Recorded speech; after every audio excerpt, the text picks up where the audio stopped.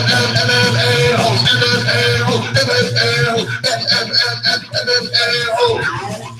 Like to be a mixed martial asshole. MMA-holes, MMA-holes, MMA-holes, MMA-holes, MMA-holes. No way. Oh!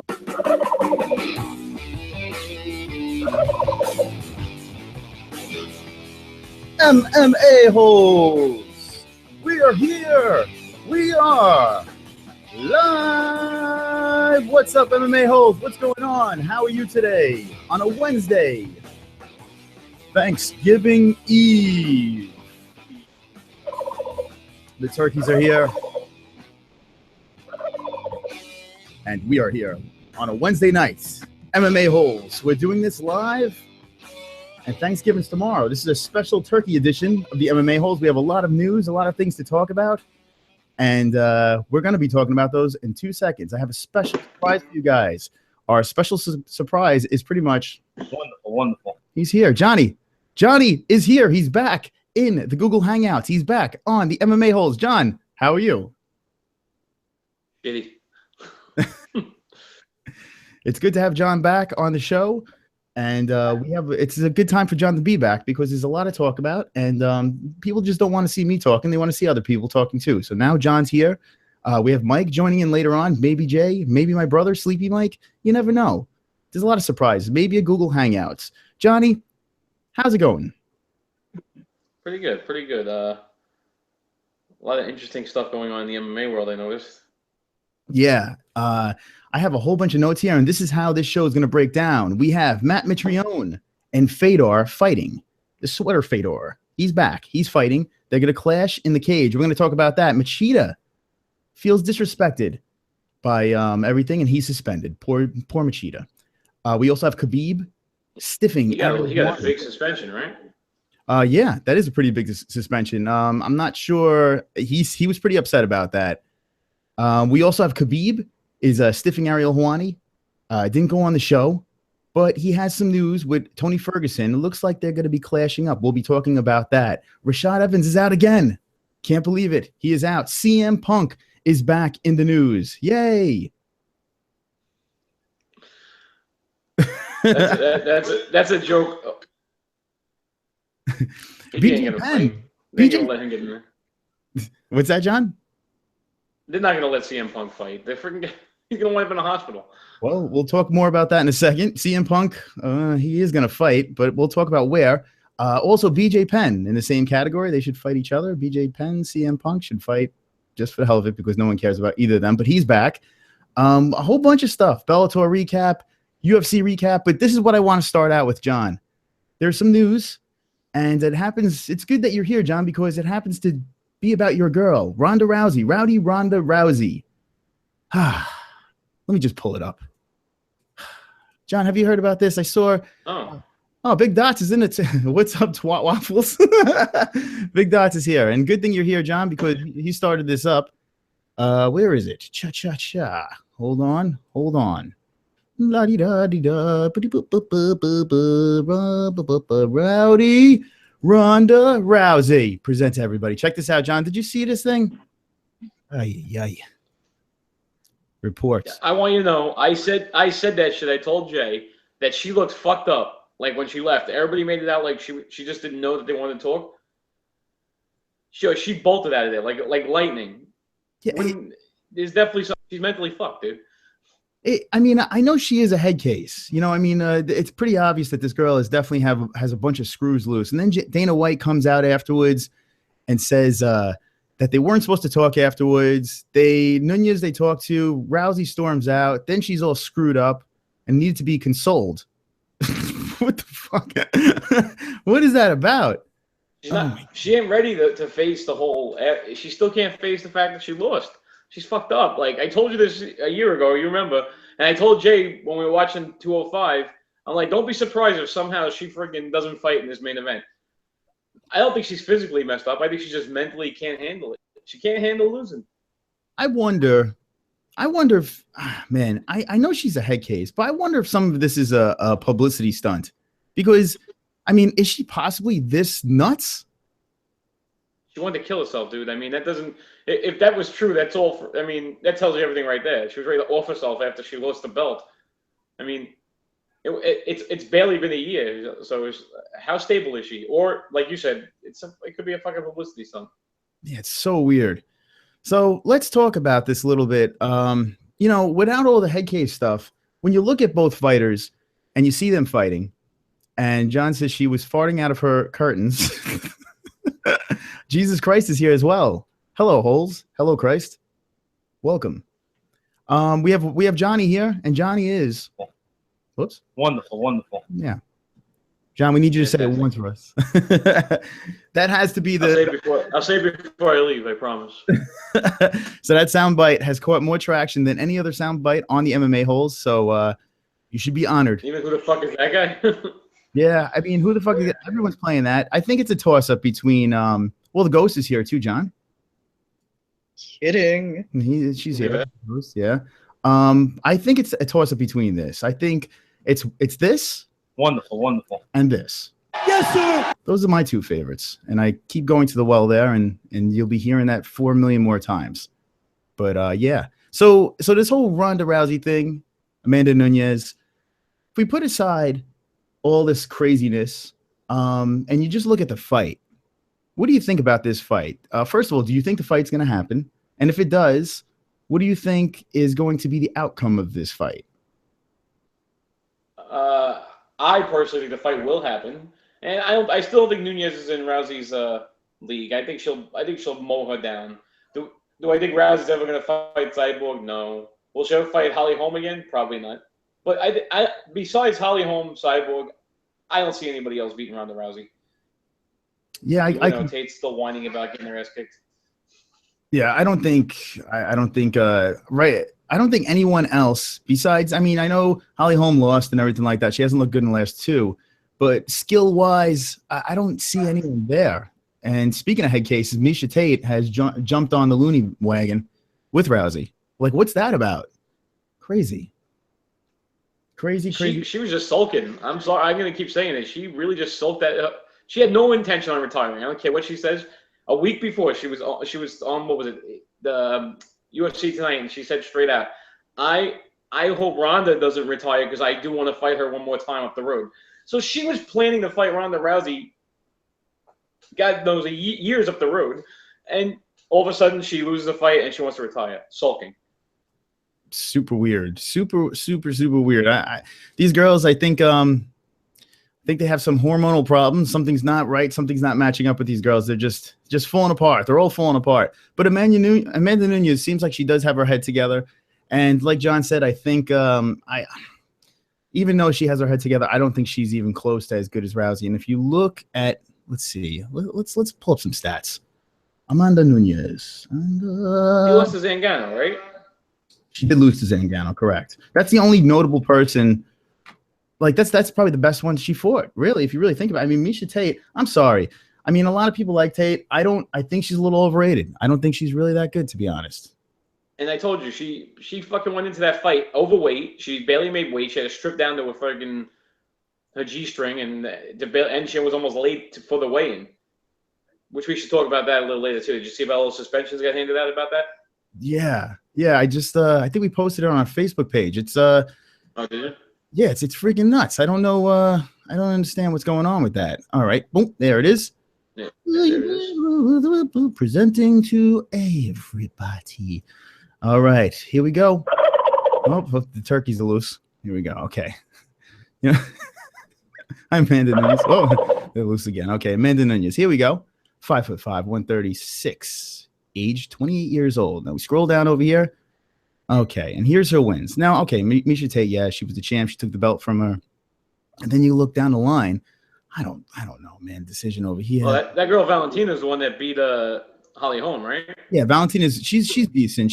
I mean, the Holly Holm fight was probably the notable fight. We should check her out after this. But the one that really stuck out was Kat Zingano.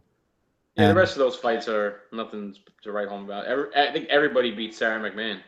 Mm-hmm. Yeah, McMahon doesn't do anything for me either.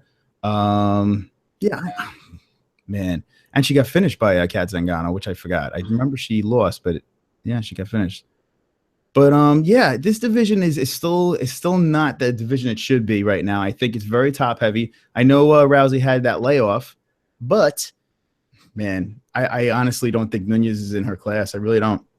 4 blemishes on the. Nah, if Rousey shows up to the fight, Rousey's winning the fight. The whole thing is hopefully she shows up. Jesus Christ says Nunez is a lesbian, so she has manly mindset, and then blob face, smiley blob face. Yeah, she's definitely got a guy mindset. So that's that with the Nunez Rousey thing. I didn't want to start the show with that, but I think I don't feel there's a debate with this fight. I really don't, unless Rousey is completely off her rocker. I don't see. And speaking of off her rocker, the Rangers. And I think if she, I agree with you, and I think if Rousey shows up for that fight, she's gonna win the fight. I don't even think it's a. Oh, Billy, here we go. Woo! Yes, dance. Let's dance. All right, guys, we're going to move along. John, did you get a chance to see the Bellator MMA this weekend fiasco? Jeez, I didn't watch the whole thing. All right, I'm going to fill you in on this, what happened, what you missed. And I just want to do a quick recap. And the big story coming out of there is this whole thing. The Matt Mitrione, who apparently signed a contract and had no clue who he was fighting. Did you hear about this, John? He had no idea who he was fighting. Just signed the contracts. And he's like, let's go. No, I didn't hear about that. But this dude's pretty old, though, no? Yeah, I think he's 40, if I'm not mistaken. I think he is 40. Yeah, he's been around. He fought in Pride. I think he fought in Strikeforce as well, if I'm not mistaken. He comes out with his traditional sweater. He has a Freddy Krueger sweater. He came out, and it was a whole big deal. And this guy's going to get mutilated. Mitrione he is gonna fucking punish him, right, turkeys? Yes, even the turkeys agree. Yeah, right, Connor? Yes, sir. The turkeys and Connor agree. So I mean, I don't know. You know, Bellator was going in a good direction. This weekend was a pretty cool weekend with the card they put together. I know this is like their top card against the UFC's shitty of the shit cards, but I was watching Bellator. My eyes were glued to the Bellator. And they won me over for this night. They didn't win me over for good, but they won me over for this night. No, I absolutely agree. I told you that the Bellator card looked much better on paper than what the UFC was putting out. Which by the way, your boy, he's done, huh? EVERY-HOLE? Yeah, that was a bummer for me, man. It didn't even look like he took that fight serious. Ugh, I don't get it. I don't freaking get man. I know Musazi's good. But I just felt that EVERY-HOLE could have showed up a little time. It's like you never know what EVERY-HOLE you're going to see. All right, this freaking site blows. I'm trying to get back. I can't fucking get back. There's no search. Look at this. Look at this shit. I tell you, I said it once and I said it again. I mean, this is the worst website. You can't even navigate through this thing. All right, well, basically, let me stop. Oh, fuck. Oh my God, Bellator. Please, I want to say nice things to you guys and about your website and your fights. Your website fucking sucks. It blows. It freaking blows. Okay. How do you like my new mic, John? With my Fugazi and Conor McGregor. I'm tickling Conor. So basically, Conor's sitting on the fence. I know you can't see it too well, but I can see Conor. Yeah, now I can see it. It cleared up. Yeah, he's hanging out on the fence and he's strangling 2 turkeys. And the turkeys are like this. Yeah, there they are. That's the turkeys. They're over there. They gave Romero 60 days for jumping over the fence. Such bullshit. Such bullshit. Yeah, I mean, I don't know. What is it going to be like the NFL now with the celebrations and stuff like that? Nah, it's only New York that he just can't fight in New York for 60 days. Oh, is that what it is? Oh, okay. Yeah, New York Athletic Commission handed down the suspensions. They're harder. So if he could fight in Vegas next month if he wanted, but he can't fight in New York for 60 days, he wasn't going to fight in New York for 60 days anyway. So it's. You know what? Let's pull that up. I want to see. I know there was a bunch of suspensions there. Yeah, the guy Gastelum for the weigh-in, and then somebody didn't show up for the weigh-in, and they got suspended. There was like 3 suspensions, I think. Yeah, let's check it out. Let's check it out. Alrighty. Yeah, Gastelum, and he's supposed to fight on the upcoming card, isn't he? Didn't they throw him in? Gastelum, I want to say 206. I thought they threw him in there. I know they put Cowboys fighting Matt Brown. I know. All right. Yeah. Okay, let's see. There's another fight canceled too today. Sterling, the kid in Weidman's camp. Yeah, that sucks. The Sterling thing blows. I wanted to see him fight. That freaking blows. All right, here we go. Hey, look at this. We're on our Facebook page at the MMA-HOLES. And there he is. The Soldier of God, Joe Rogan, doing my impression. Okay, here we go. So it's Romero, Gastelum, Alves suspended commission. Okay. All right, so we knew about this, but he's only. So you said he's only suspended in New York, right? He can't. Yeah, all these suspensions are New York suspensions from the New York Athletic Commission. Wait, hold on. What is this? Eddie Alvarez was suspended a minimum of 30 days pending New York State Athletic Commission. What is this about? Oh, it's medical suspensions. Oh, okay. Yeah. Oh, I'm a dick. Yeah, this is all in New York though. So basically, none of them are really going to be affected, even for the February in the Barclays. But yeah, it really means this is what they do. So, yeah. All right. I see the chat is going. It's warmed up. The chat is warmed up. Let's check out what's going on in there. All right. Okay. So, Jesus Christ says Nunez is a lesbian. So, there's manly mindset. Okay. Smiley face. Here we go. Misha Tate was always under Ronda's shadow. Yeah, she was. Okay. She's shown once after the fall of Ronda. And thank God she retired after Nunez. Thank God, says Jesus Christ. Nunez takes Rousey, says Dots. Very confident about that. Okay. Hey, you never know. That's why they get in the cage, right? And it's 6-1 Penguins. Fook the Penguins. Yeah, I turned the game off already. Fucking hey. I don't even know why I'm bothering right now. Yeah, right over here is the Rangers Penguins. And my Rangers, John's Rangers, Dots' Rangers, not doing too well. All right, Jesus Christ says, Chris, the best fight from past weekend was Artem Lobov. I freaking love that fight. It went a decision, but it was fun to watch. John, you get a second to catch that one? Yeah, I watched most of the UFC ones. I just didn't catch all the Bellator. So he's saying that he's seriously a good fighter. He barely loses any fights in the future. That's what he's saying. He thinks he's on a run. Artem, watching The Ultimate Fighter, when he got that second chance, when his head is together, when he has a good training camp, you know, the guy's got some talent. He's a tough dude. I mean, his ground game is a little suspect, and he keeps his arms down, but he's a fun guy to watch. And I would like to see him try to make a push. I wanted to see, a lot of people were saying him versus BJ Penn before this whole fight came out. That would have been great. You know, that would have been a perfect fight for BJ Penn, a perfect fight for Artem Lobov. You know, I mean, Artem Lobov, let's face it, he's about a 500 fighter. You know, he's got some pop, but he's not the best fighter. He's like a mid-level fighter. I'd like to see him hit a stride, and it would have been fun to watch BJ Penn. But that's not going to happen. Okay. Evil turkeys from space. South Park. From Jesus Christ. Big Dots. Supposedly lots of rule changes in 2017. John, did you hear about this? Lots of rule changes. Yeah. You know, I didn't hear anything what the changes were, but I did hear that there's going to be a lot of rule changes. Interesting. I hope they don't puss out, man. I hope they don't, get a little stupid, go NFL and be like, oh my God, we can't do the kickoff anymore. We got to push it. Like, I hope they don't do like real pussy stuff. Right, Connor? Yes, sir. I'm worried more about them making the gloves bigger and all that crap where they're going to start trying, pussy down the sport.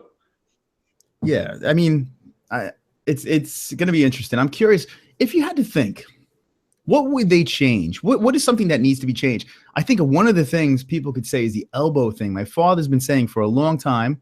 Nathan Sky, what's up? Jim Lip, Rousey. Okay, I see the chat room's going. What was I saying? I was saying something. Oh, my father. Elbows. The elbows, yes. A lot of people don't like the elbows. I noticed with Bellator, the elbows are only legit, I think, what is it? When you're standing, right, John? I think it's when you're standing. Yeah, you can't. I don't think you're allowed to elbow when they're on the floor. Yeah, it's something like that. So maybe the UFC will do something like that. I know the elbows are violent. I love the elbows. I think it's a part of fighting. I think it's just another weapon that these guys have. Yes, it causes some pretty nasty injuries, but I'm a sucker for an elbow, John. What do you think? Do you think I did hear that? I did hear something about shortening rounds. Just that was one thing. Not making 5-minute rounds anymore. Oh, that'd be I interesting. don't like that either. So shortening rounds, more of a boxing style. Boxing. You think? Yes. You think more rounds, less minutes. You think it's gonna be something like that? Well, I don't know. I think what they were saying is they're gonna go strictly 5-round fights, 3 minutes a round. That'd be interesting. I wouldn't be opposed to that. You know, it's not something that I gotta turn these ranges off before I vomit all over the MMA holes. Let me just please. Sorry. Yeah, I think they should do a test run with it. Maybe work it in a couple of fight club fight nights. Now, don't do it in the pay-per-view right off the bat, and see if it works. If it works, roll it out. Yeah, that I wouldn't be opposed. That wouldn't bother me. All right, let's see. It's Rousey or Rousey. She looks Russian too, says Jesus Christ. Lip says Rousey. Nathan Sky, yo, what up, homies? And the turkeys say hello. Happy Thanksgiving. Happy Thanksgiving if you don't celebrate it. We eat turkey tomorrow and stuff our faces like a bunch of slobs. All right. And Artem keeps moving all the time. He fights like Connor in a way. He does. He has a similarity to Connor. He's not as good, but he's upright, hands down, and looks for that big punch. Very, very, very, very, very similar. All right. Nathan Sky, Joe Rogan supports that there should be no gloves or hand wraps, just fists. I heard that. And that, who was that from? That was from Nathan Sky. Yeah, John, did you hear about that? Like Joe Rogan thinks that it's even more of a weapon when they wrap their hands and have the gloves on. It's like getting hit with a harder, like a rock. What do you think? Should they get rid of the gloves? They can't do that because people are going to break their hands. You break those gloves are really and the wraps are the only thing protecting them from breaking their hands every time they punch somebody. There you go, John. That's why they'll never do it. Right. You could do it, but you're going to have a lot of quick injuries. It's just a matter of time before, because they're already breaking their hands with the gloves. So could you imagine without the gloves? Yeah. That's a good point, John. And John, that point is wonderful. No, I wouldn't like them take it. I just hope they don't go with the friggin' gigantic boxing gloves. Yeah, I think I was just about to say that. I think that's what they're gonna go. They're gonna eventually make the gloves bigger and bigger. Eventually it's gonna happen. I wouldn't be surprised too. I wouldn't be surprised if they did those little ear thingies that they do in wrestling. I wouldn't be surprised if down the road they're like, okay, these guys' ears are exploding. It's time to cover them puppies up. Do you think they would ever get to that point, John? I think, honestly, before they did that, I think you might have touched on something with the elbows. They might friggin' make you wear elbow pads. You know what? That's not a bad idea. I mean, I don't want to see that. But if you're going to try to do something with the elbows, maybe something to soften? I don't know. Here's the thing. The elbows are so hard and they're fucking like razors. If you put pads on it, I think you see a lot less of those real gruesome cuts. So that could happen. Yeah, I wouldn't put it past them. All right, let's check out what we got over here. And Ethan Sky says, okay, we saw that. And Mike Moriarty loves the elbows. What's up, Mike? Okay, they should do the first 10 minutes like Pride. You'll see more finishes. I would like that. I would like all the Pride rules back where you could there is no rules. I would love that. Jay Protégé's in the house. Jay Protégé is. Wonderful. All right. Johnny, Jay Protégé came on the show a couple of weeks back. Straight from Vancouver. It was really nice to see him. 3-minute rounds are horrible. Ground game takes time. It needs to be 5. That's a great point. If you're a guy like a Khabib, 3-minute rounds, his whole game could get fucked up. Yep, Jay Protégé coming in and making a fantastic point. Jesus Christ says you can't ban primal instinct like elbows and knees. I completely agree. Dot says bring back Stitch. They should. What? I mean, where is he? That Stitch. I see him in movies now and TV shows, and I see him in other fighting events, but not in the UFC. Nathan Sky says, dude, who cares if they break their hands? It makes it much more interesting. There you go. All right. Okay. If McGregor broke his hand in like the first 2 minutes of a fight. Could you imagine? Oh God, that would be a shit show. Big Dot says, allow the knees to the balls. Knees to the balls. Right, Connor? Yes, sir. All right. Let's see. Hello, Protégé from Jesus Christ. What's popping? All right. Jesus Christ, ban elbows and knees, but give him weapons like mace. Swords, stuff. That's good. Yeah, why not? We're there to see them kill each other in the cage. Let's fully kill each other. They shouldn't change anything. This ain't kickboxing, says Dots. I think personally, the sport is perfect right now. There's nothing. Let's flip it. What can we do to make the sport better? What can we make the sport better? I think right now it is like, I love sports, but this is like an obsession to me. I find this highly amusing, even the shit fights. I love watching it. But what could make it better, John? What do you think? If you had to say one thing to make it better, what would we do? Make a smaller cage, bigger cage, shorter shorts? No, I kind of agree with you. I don't think there's anything. They don't need to fix the sport. And that's the problem with all major sports, is they're always trying to fix something and they're making it worse. Like the NFL, which is losing ratings up the hoo-ha. But you leave it alone. There's nothing wrong with the UFC right now. There's nothing wrong with MMA. Just leave the rules the way they are. These guys fight because they want to fight. There's no reason to.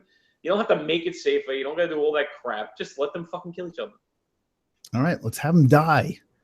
Jesus Christ agrees with Dots. Jay's in Toronto. Oh, hello. I said Vancouver, didn't I? Kidding.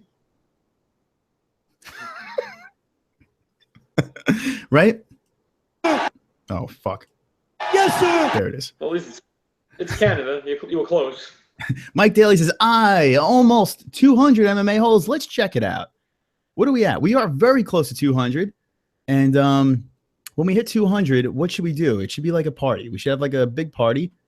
190. We're 10 away right now. 10 away from 200. We had a nice little spike between the last like week and a half. A nice spike. I was enjoying that, John. And hopefully we get by the end of tonight, we could get 10 more people to come aboard. That'd be nice. We're expecting you.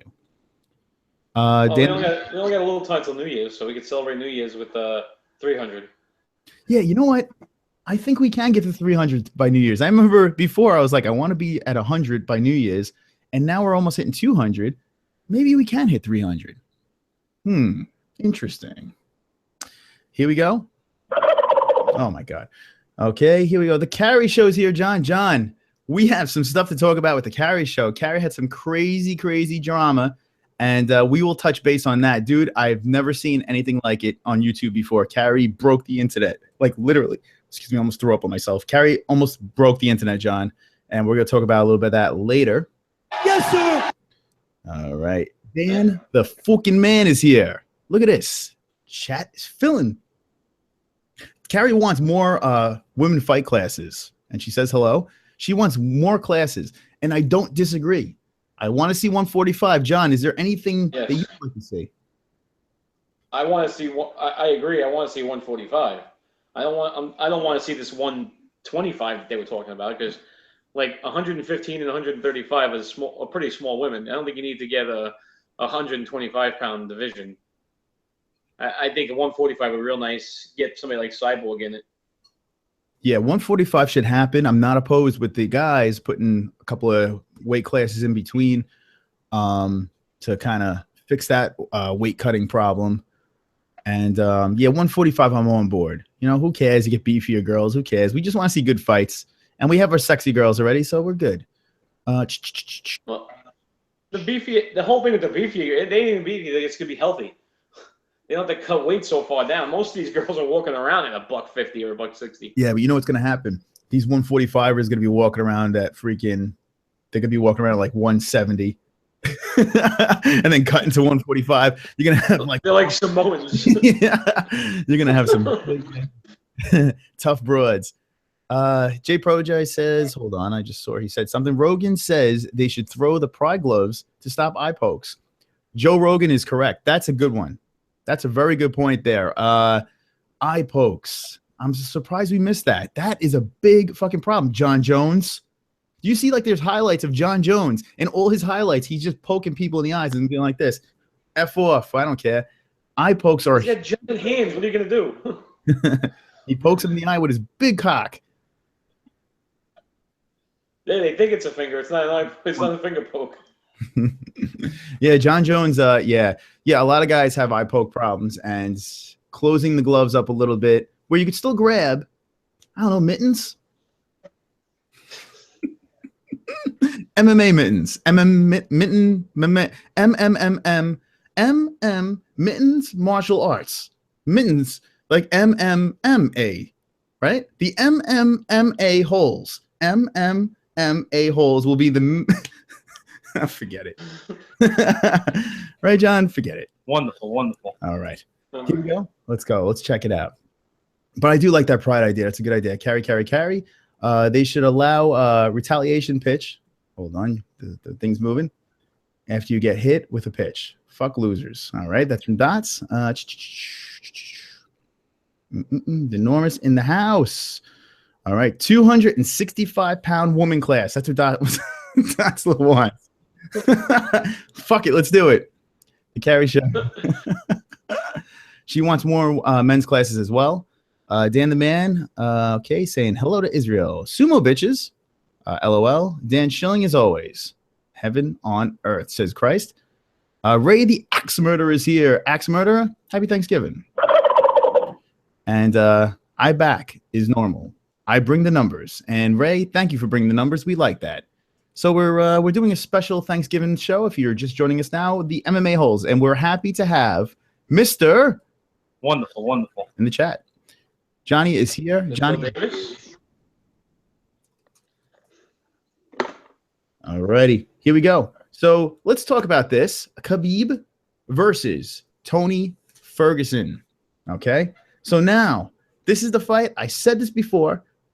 Has to happen. There's no way around it. It's got to be Khabib, Tony Ferguson. A lot of people did not like what I said. I even thought that Tony Ferguson, if one of them was going to get the shot, I thought Tony Ferguson deserved the shot. People didn't agree with me, but it doesn't matter. It's irrelevant now because neither of them getting a shot. They're going to clash together in an explosive fight between two crazy bastards, Ferguson versus Khabib. It looks like it's going to happen, John. Are you excited? Are you not excited? Do you think there should have been another fight there? 155 weight class. What's your opinion? No, I think that's the fight. And I mean, the whole thing with McGregor taking time off, those guys got to have a fight in between regardless. Whether they're going to bolt it, they're going to wait to see who gets the shot when he comes back. So it makes the total sense because, like you said, you can argue both of those guys deserve a title shot. So why not just make them earn it? Yeah, those two guys. Is it fair? These guys are going up the rankings and trying to do the things the right way. It's not fair to Tony Ferguson. It's not. The guy's been consistently active. He dropped out of one recently, but came back, beat up Dos Anjos for 5 rounds. Dos Anjos is no slouch. I know he didn't look great against Alvarez, but he's a good fighter, top 5 fighter, very good fighter. Khabib, fantastic fighter. Guy can't stay healthy, and his style of fighting is not super duper exciting to a lot of people, but the Russians love the guy, and the Russians will die for the guy. Crazy fans, these Russians. They do not back down when it comes to Khabib. So he has a big following. So that would be interesting to see massive Russia versus little Ireland go at it, but it's not happening right yet. So it's going to be Ferguson and it's going to be Khabib. I'm pumped. I think that's going to be fucking awesome. That style's rough because even like Damian Maia, he's going to eventually get a shot at the title, and it's the same fucking thing. He doesn't have he don't have a stand-up game. Yeah. It's gonna be super interesting. Ferguson's good on the ground as well. Ferguson is so well rounded that's why I wanted to see him fight McGregor. He could do everything. He'll stand and bang. He could get you to the floor. He could do everything. Khabib is very lopsided. Khabib is sloppy on his feet, but fucking awesome on the ground. Once he gets you to the floor, it's a wrap. He owns you. You're his bitch on the floor. But these lopsided fighters aren't going to beat Conor, in my opinion. I think you need a well-balanced fighter that could take it any way. You thought Alvarez was that guy. He clearly wasn't. Ferguson could be. I don't think he's going to beat McGregor, but I think he could give him a good run, and it would be a fascinating fight. Doesn't matter. Doesn't matter. Doesn't matter what we think. The fight's Most people think it's going to be McGregor-Diaz when he comes back anyway, so none of these guys might get a shot. Looks like he's coming back. Conor McGregor, you're going to be taking a little break. Yes, sir. And it looks like you're going to be coming back in a little while. Conor, where are you going to fight? When are you going to fight? How are you going to fight? Yeah, 155 is going to clear out. You're going to have to see what I was thinking, and I'm going to make it real quick. I thought he was going to come back. He had to try to turn it around quick. Hopefully he could defend that 145 and then go for 3 belts, bounce up to 170.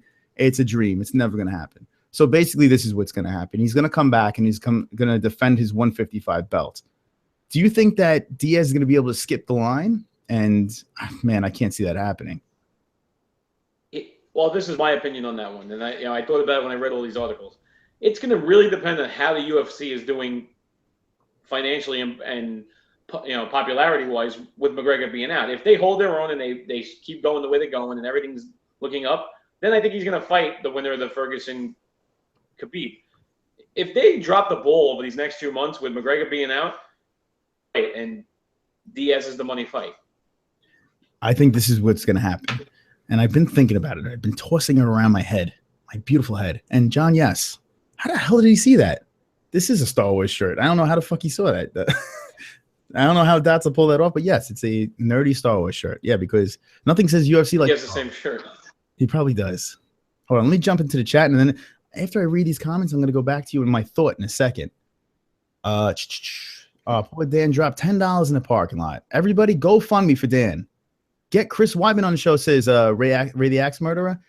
December 5th, we are doing a live stream at the Gotham After Party. There's going to be a lot of fighters there, and we will get Chris Weidman on the show. Trust me on this one. It's going to happen. Okay. We'll talk about the $10. Chris Weidman don't know his name right now, says Dots. I love you, Mike, says Ray the Axe Murderer. I just did that in the Soldier of God's voice. I love you. All right. Jesus Christ says Khabib fights like Brock Lesnar. Yeah, kind of. A lot better, but yeah. Dash, takedown, ground and pound. Chris, is that a Star Wars show? Yes. Chris Weidman looked like a drunk Razor Ramon. Khabib was a plus 200 favorite. Hold on. When they were going to fight in the spring. That says Swiss Cheese. Hey, Swiss Cheese. How are you? John, there's a Swiss Cheese in the chat. Welcome, Swiss Cheese. Yes, sir. And Swiss Cheese is Wonderful. John, got a little nervous there. That's all right. So, okay, we got that. Let's see. You guys should do a separate MMA-Holes gaming channel. That'd be pretty fire. Dan the Man, I'm going to touch on that because there's a Keemstar thing. And Keemstar has to do with carry. John, I don't know if you heard about any of this, but we're going to talk about this in a sec. Let's see. Let's go back in here. Okay. Jesus Christ. McGregor should go to WWE for the WrestleMania in April and then pick a super fight. Jesus Christ says that. John has said it before that McGregor should go to WWE. I read it today that McGregor is entertaining offers. So, Johnny, your dream might come true. He might be in the cage, not the cage, in the WWE. Yeah, my dream. I hate that fucking organization. It bores me, but it makes sense to me. It makes sense if you don't want to get your head pounded in, but still want to be active, popular, and make money. I would say if I had to gamble, if I was a betting man, which I am, I would say he would be on one of those crazy events in that little break time. He's gonna pop up like how Ronda Rousey did, say a couple of stupid things, and then just vanish. I think that's gonna happen. But Ronda didn't say anything though. No, she's nutty. Let's get back to this McGregor thing real quick before I get completely sidetracked. So I think this is what's going to happen. You ready? Is everybody ready? Everyone pulling up the seat? Everyone excited?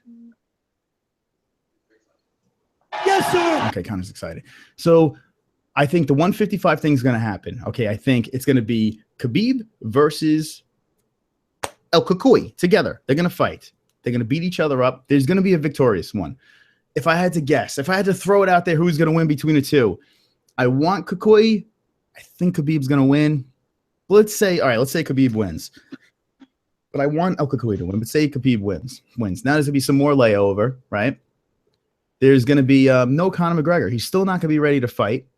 And now there's going to be an interim belt, John. They're going to make an interim belt.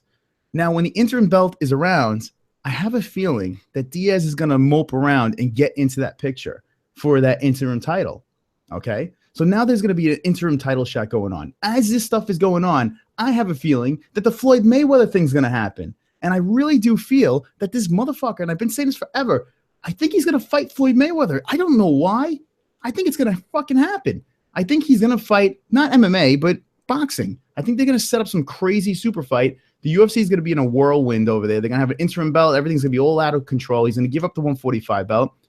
And then after the Mayweather fight, I see the Diaz trilogy happening when he comes back. I think that's the only way we're going to see Diaz next is if the interim belt gets wrapped into the picture and then McGregor comes back and then fights Diaz if he could win. I don't think Diaz could do that, but I think it's the only way we'll see that Diaz fight happening. John, what do you think about that crazy whirlwind of ideas? Everything but the Mayweather thing. And the whole Mayweather thing, because of how long it took for them to get the fucking Pacquiao-Mayweather fight, where they actually blew it because they were just too fucking old. Like, I think there's going to be a lot of talk and those two are never going to fight. But the interim thing definitely makes sense, and I could definitely see, say, like you said, Khabib winning the interim belt and then having to fight Diaz and Diaz wanting to fight McGregor. But to me, Diaz might not be able to beat either of those guys. Yeah, that's the big problem. I don't think Diaz has a shot. Diaz is always going to wait around for McGregor. He can't wait around for McGregor. McGregor's going to be out for a little bit. So for Diaz to be that inactive for a while, I just don't see that happening. And they're not just going to give him a title shot. It's just not happening. At 155, no, it's not happening. So there's just too many guys in the mix over there. So he's going to have to fight one of these guys to get in the picture for this, to get that rematch. It's the only way it's going to happen. But that's pretty much that. Who knows? This Mayweather thing, it's a far-fetched thing. Chances of it happening is probably slim to none. But I've been saying it from the beginning, and for some reason, I just think we're going to see it. I don't know why. There's a lot of weird things between TMZ and all these crazy stories popping up. Coincidentally, Mayweather's popping out of this place, interview. Coincidentally, McGregor's popping out of this place, interview. And they're just going back and forth about each other. I feel like they're trying to really hype this thing up. I think if the money's on the table, we're going to see this craziness. Hopefully we get a chance to break that down. That'd be nice. But Connor, would you fight Mayweather and would you beat him? Yes, sir. Okay, there you go. Let's go back into the chat. Frank Mir's next Octagon appearance? Hopefully never. That's from Absolute MMA. I think his time is over. If Connor is still under contract with the UFC, he can't fight anywhere else. Money, my friends, money. If money's involved, I think if they grease up the UFC a little bit, I think anything can happen. GSP to Bellator, Johnny. What do you think about that? GSP to Bellator, says Dots. Hey, listen, this is going on. If he really wants to fight, this whole thing with the UFC has gone on a long time. I wouldn't be too surprised if you see him pop over there. If he wants to fight. If he doesn't want to fight, then it doesn't matter. He's just keeping himself in the news. But so yeah, I mean, if he's gonna stick around, and the UFC's not gonna. I mean, the UFC's giving BJ Penn a fucking headline, which to me is like insulting to us because why the fuck does BJ Penn headline a fight?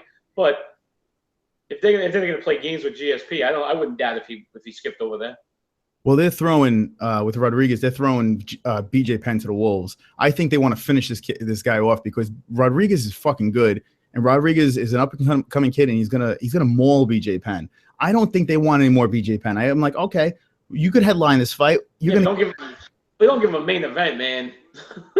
Well, the story is they both fight out of Jackson Wink, and so there's a little story there. You got the old school legend versus the up and coming kid. They do have a story, and some reason, the old school hardcore MMA fans, they still have that soft spot for BJ Penn because the guy was a legend, you know.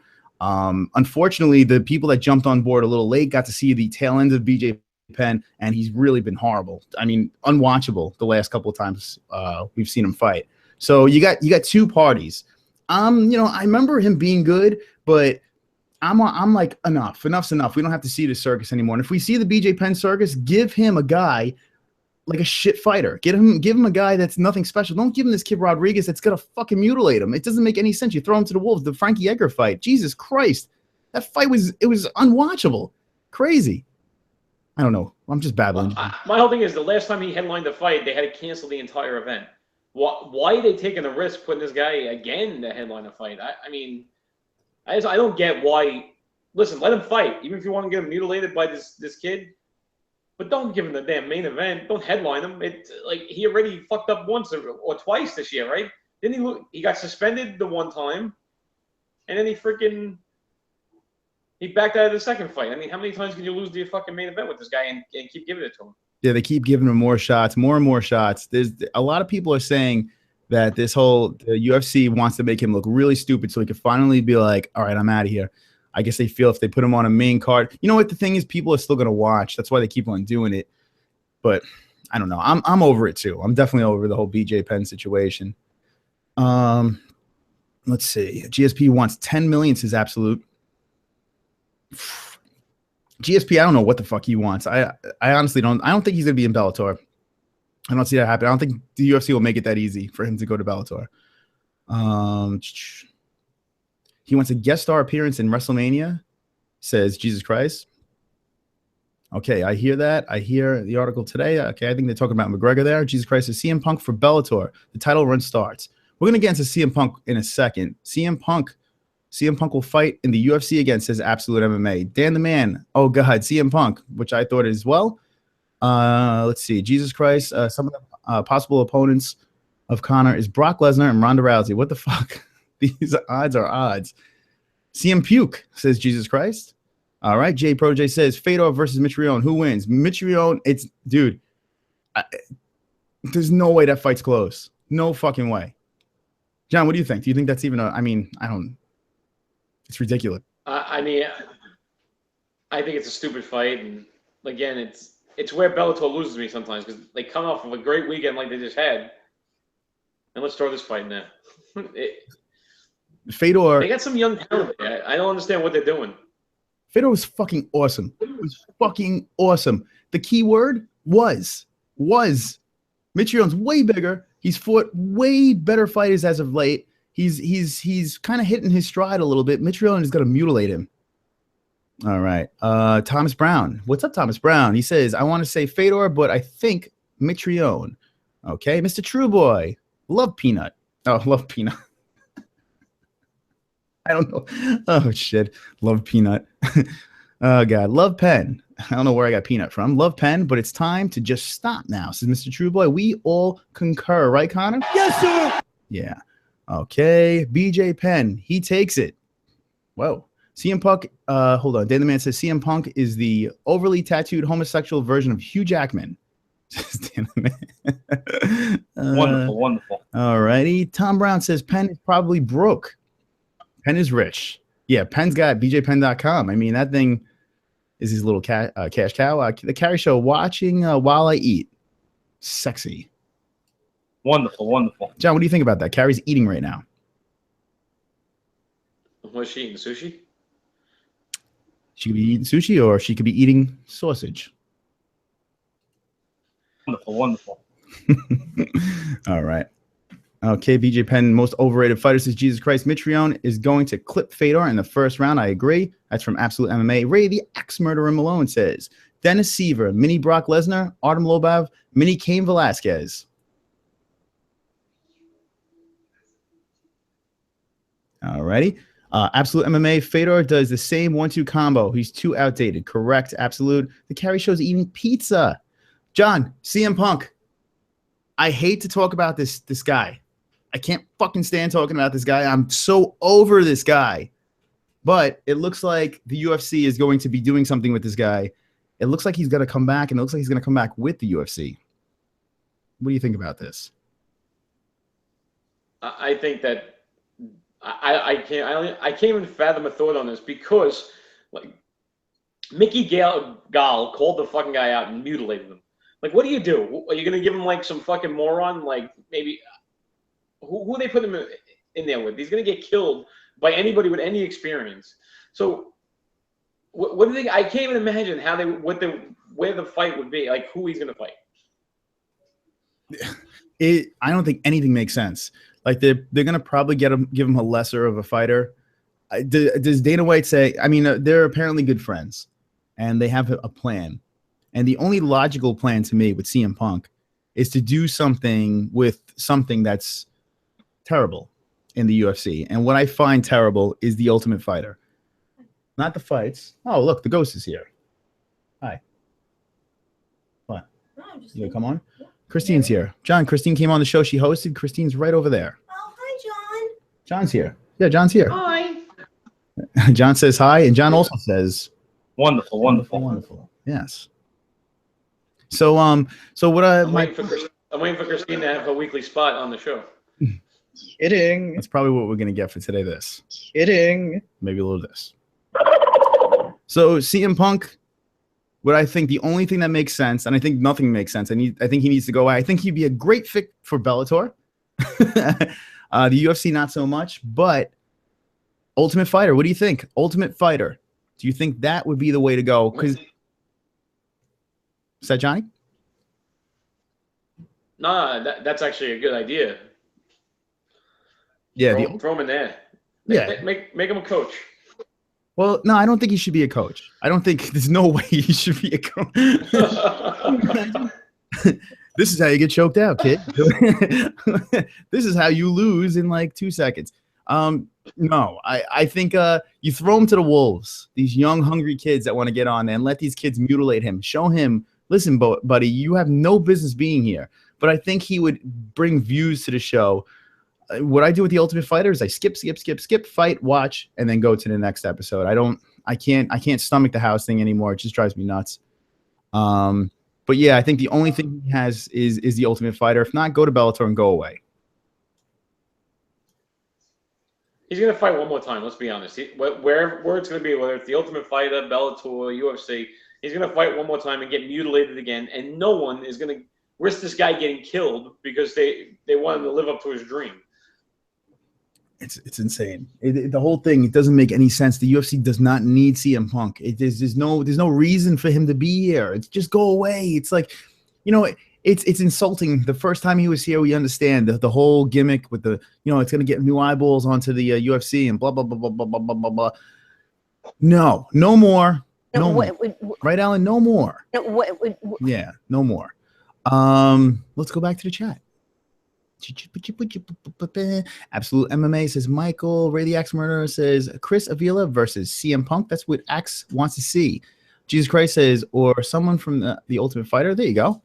I destroy CM Punk in a few seconds in the first round. Absolute MMA. We want to see you beat up CM Punk. Let's all watch that fight. We want to see that, right, John? Let's see that. Fuchs. I want to see CM Punk fight Wonderboy. CM Punk versus Wonderboy.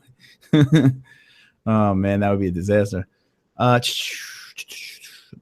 Thomas Brown says new owners are canceling the Ultimate Fighter. Yeah, I mean the ratings are apparently terrible. It sucks because this season the fights have been very, very good. The show it needs something. It needs something. It's terrible. J Protege says Chris versus CM Punk. Who wins? If you're talking about me, I'll win. Yes, sir. Yes, sir. Yes, sir. Yes, sir. Wonderful, wonderful. All right. Tiger Leg. Hi, Tiger Leg. Hey, Tiger Leg. Happy Thanksgiving. Show us the diapers or we riot, says Dan the Man. Dan the Man's going to burn down the chat unless John shows the diapers. We need thumbs ups right now. Is that Johnny? I think they're gone. There's nothing left. It's over. The diapers are gone. This is a very sad day. Very sad day for the MMA holes. The diapers are gone, but John is back. If you are happy that John is back, throw a thumbs up. We'd like to see that. Those thumbs in the air. Air. Okay. Okay. Absolute MMA quick hits should take Punk. That's what Absolute says. Or you. I like the new Facebook background. Thank you. So that is our new logo. John, I didn't get to talk to you yet. What do you think of our new logo? The MMA-holes have a fucking logo. Let's see if I can pull it up. Let's see if I can pull it out. Pull it up and pull it out. That's me. Hold on. So I'm going to take you on a journey. You guys want to go on a journey, an adventure? I'll take you there. Because that's what I do. I take everyone on a trip. Bink. Oh. That's just Ariel Hawani and me. Okay, here's our Twitter page. You see all this cool stuff. There's our logo. 300 what? Okay, there it is, guys. Nice and black, sexy. There it is. It's nice. It's nice. It's got a fist. The MMA holes. It looks a little more professional than the other thing that we have. We're a little more. You can take us a little more serious now. Sexy. Khabib. Here we go. This is for the 300 followers on Twitter, and this is my Twitter page. Follow me at the MMA holes. You'll see that mug, fucking staring you down, and fucking biceps and belts. All right. I'm fucking losing it. Alrighty. But thank you, Tiger Leg. We like you. Dan the Man says Punk should definitely go to Bellator. He might be able to come up with one win in Bellator if he's lucky. But he has the best chance to win there. That's what Dan the Man says. Dean, what's up, Dean? How you doing? Conor versus CM Punk for both belts. Kidding. I hope.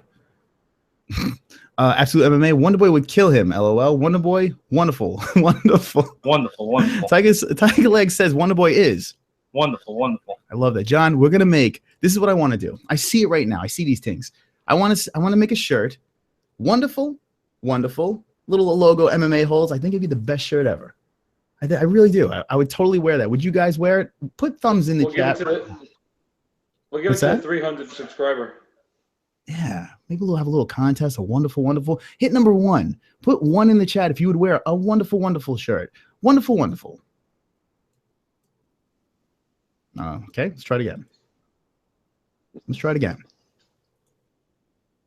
Wonderful, wonderful. There it is. Perfect. All right. All right. Oh, crap. Dana White is in the group call. That's Tiger Leg. Dan the Man, the diapers. John gives a thumbs up. The diapers are gone. Hi, you're funny. I'm serious. Show us the diapers and nobody gets hurt. And Dan the Man has a gun. He's going to shoot everybody. Thomas Brown, how big is his nose in person? What? oh, you're talking about Ariel. It's pretty big. He sucked all the oxygen out of the room. Hold on a second. Here we go. Johnny's showing us something. I'm going to show you. There it is. Sends a warning. Conor McGregor about coming to welterweight. See that? He's not fooling around. He's not playing.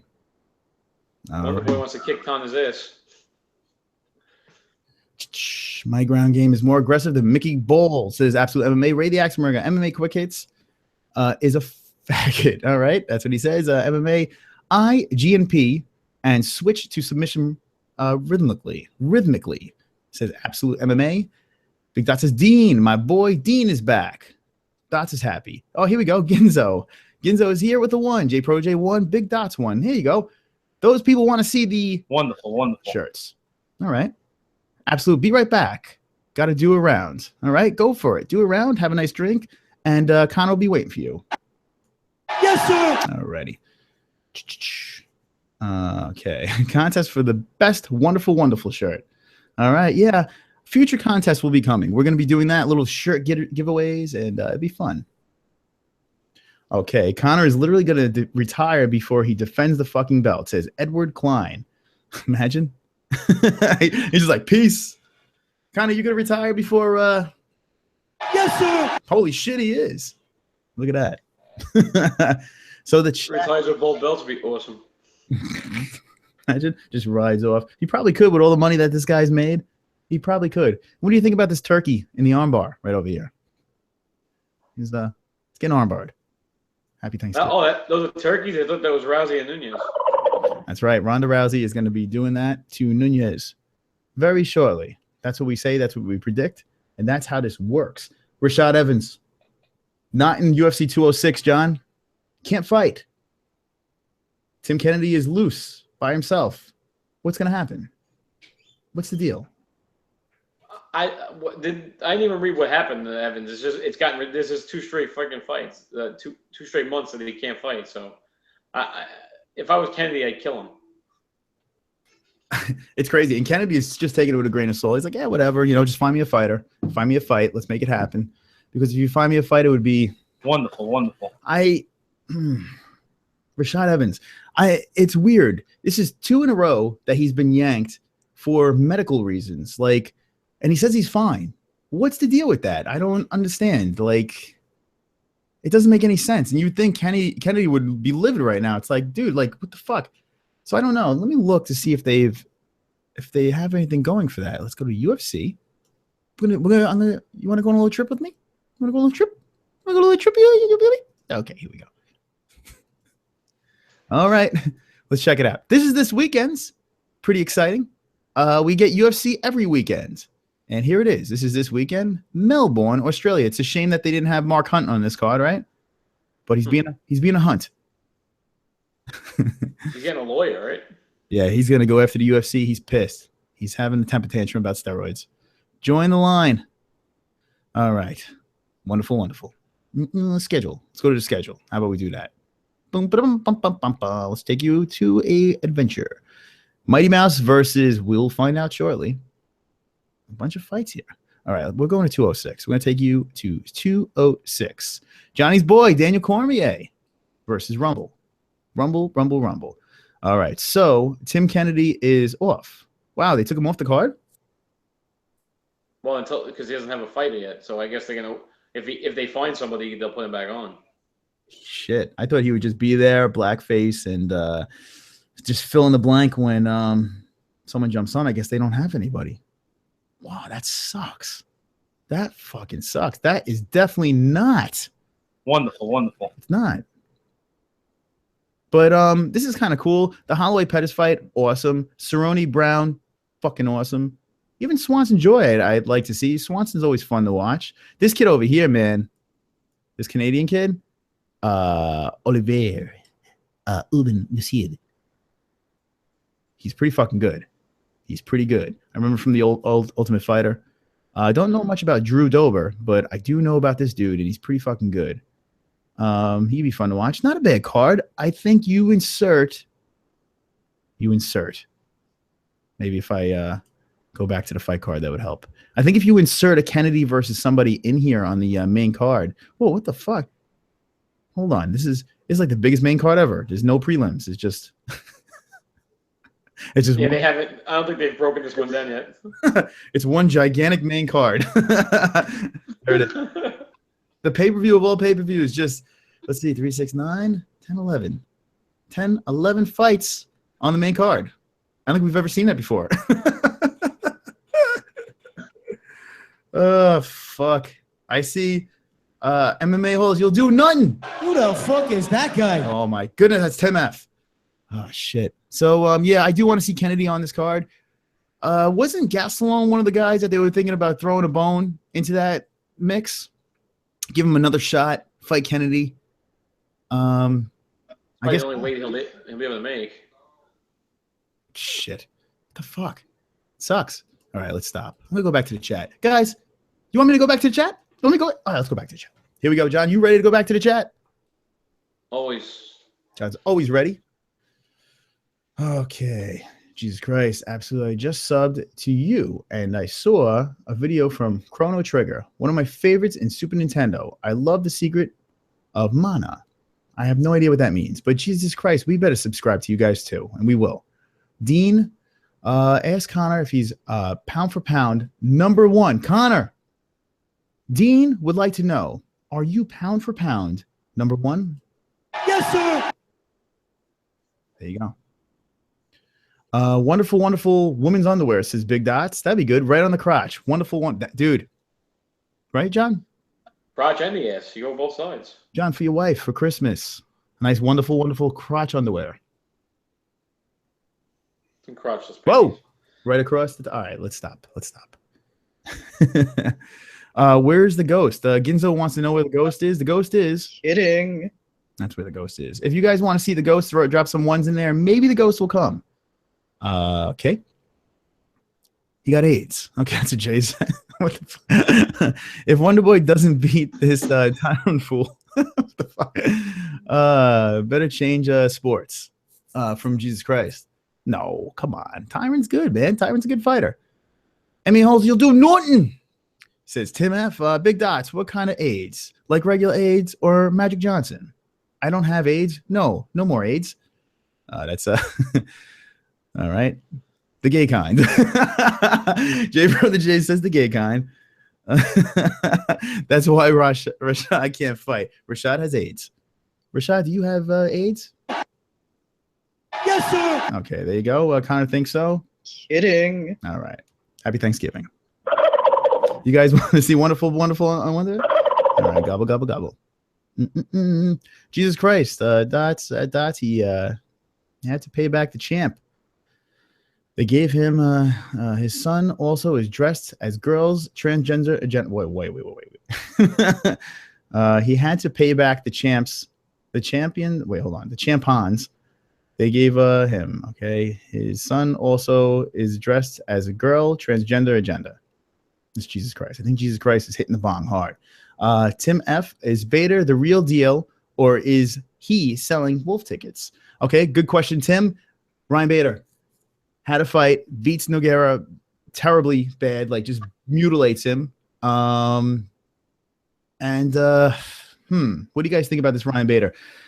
I don't think he's the real deal, but he's on an impressive little run, this Ryan Bader. This guy has been mutilating guys, and that division is super duper weak. What do you think of this Ryan Bader? And his contract is up.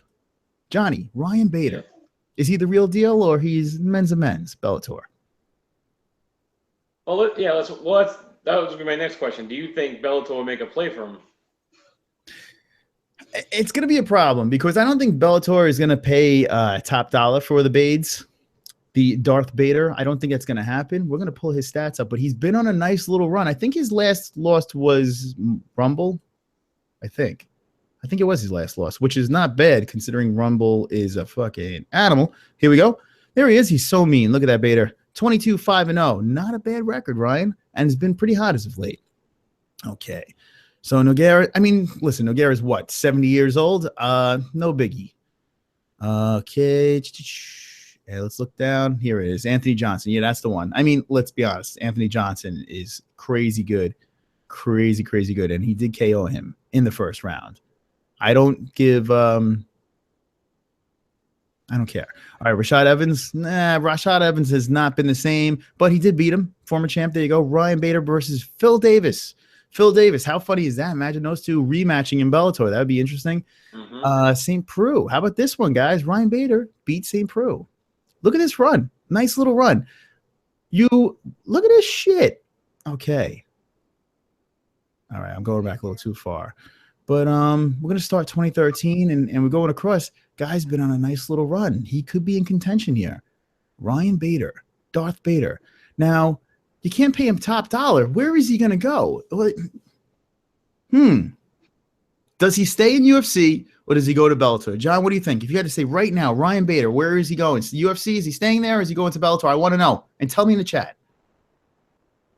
I think he'll stay, and I think he may actually get a chance at he may get a chance at Cormier. I mean, if Rumble loses to Cormier, who's got the next shot?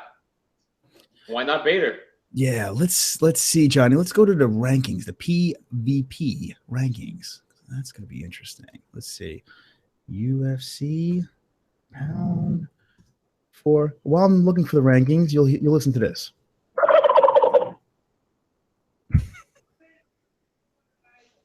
I tell you what, our streams, they're top notch, John. Right? Top fucking notch. I saw on Carrie's stream, I saw a Mexican was in there causing trouble. He was being a scutch in the Carrie stream. He was fighting with one of the other characters over there. Hopefully they made up. Wait, what the fuck just happened? Hold on.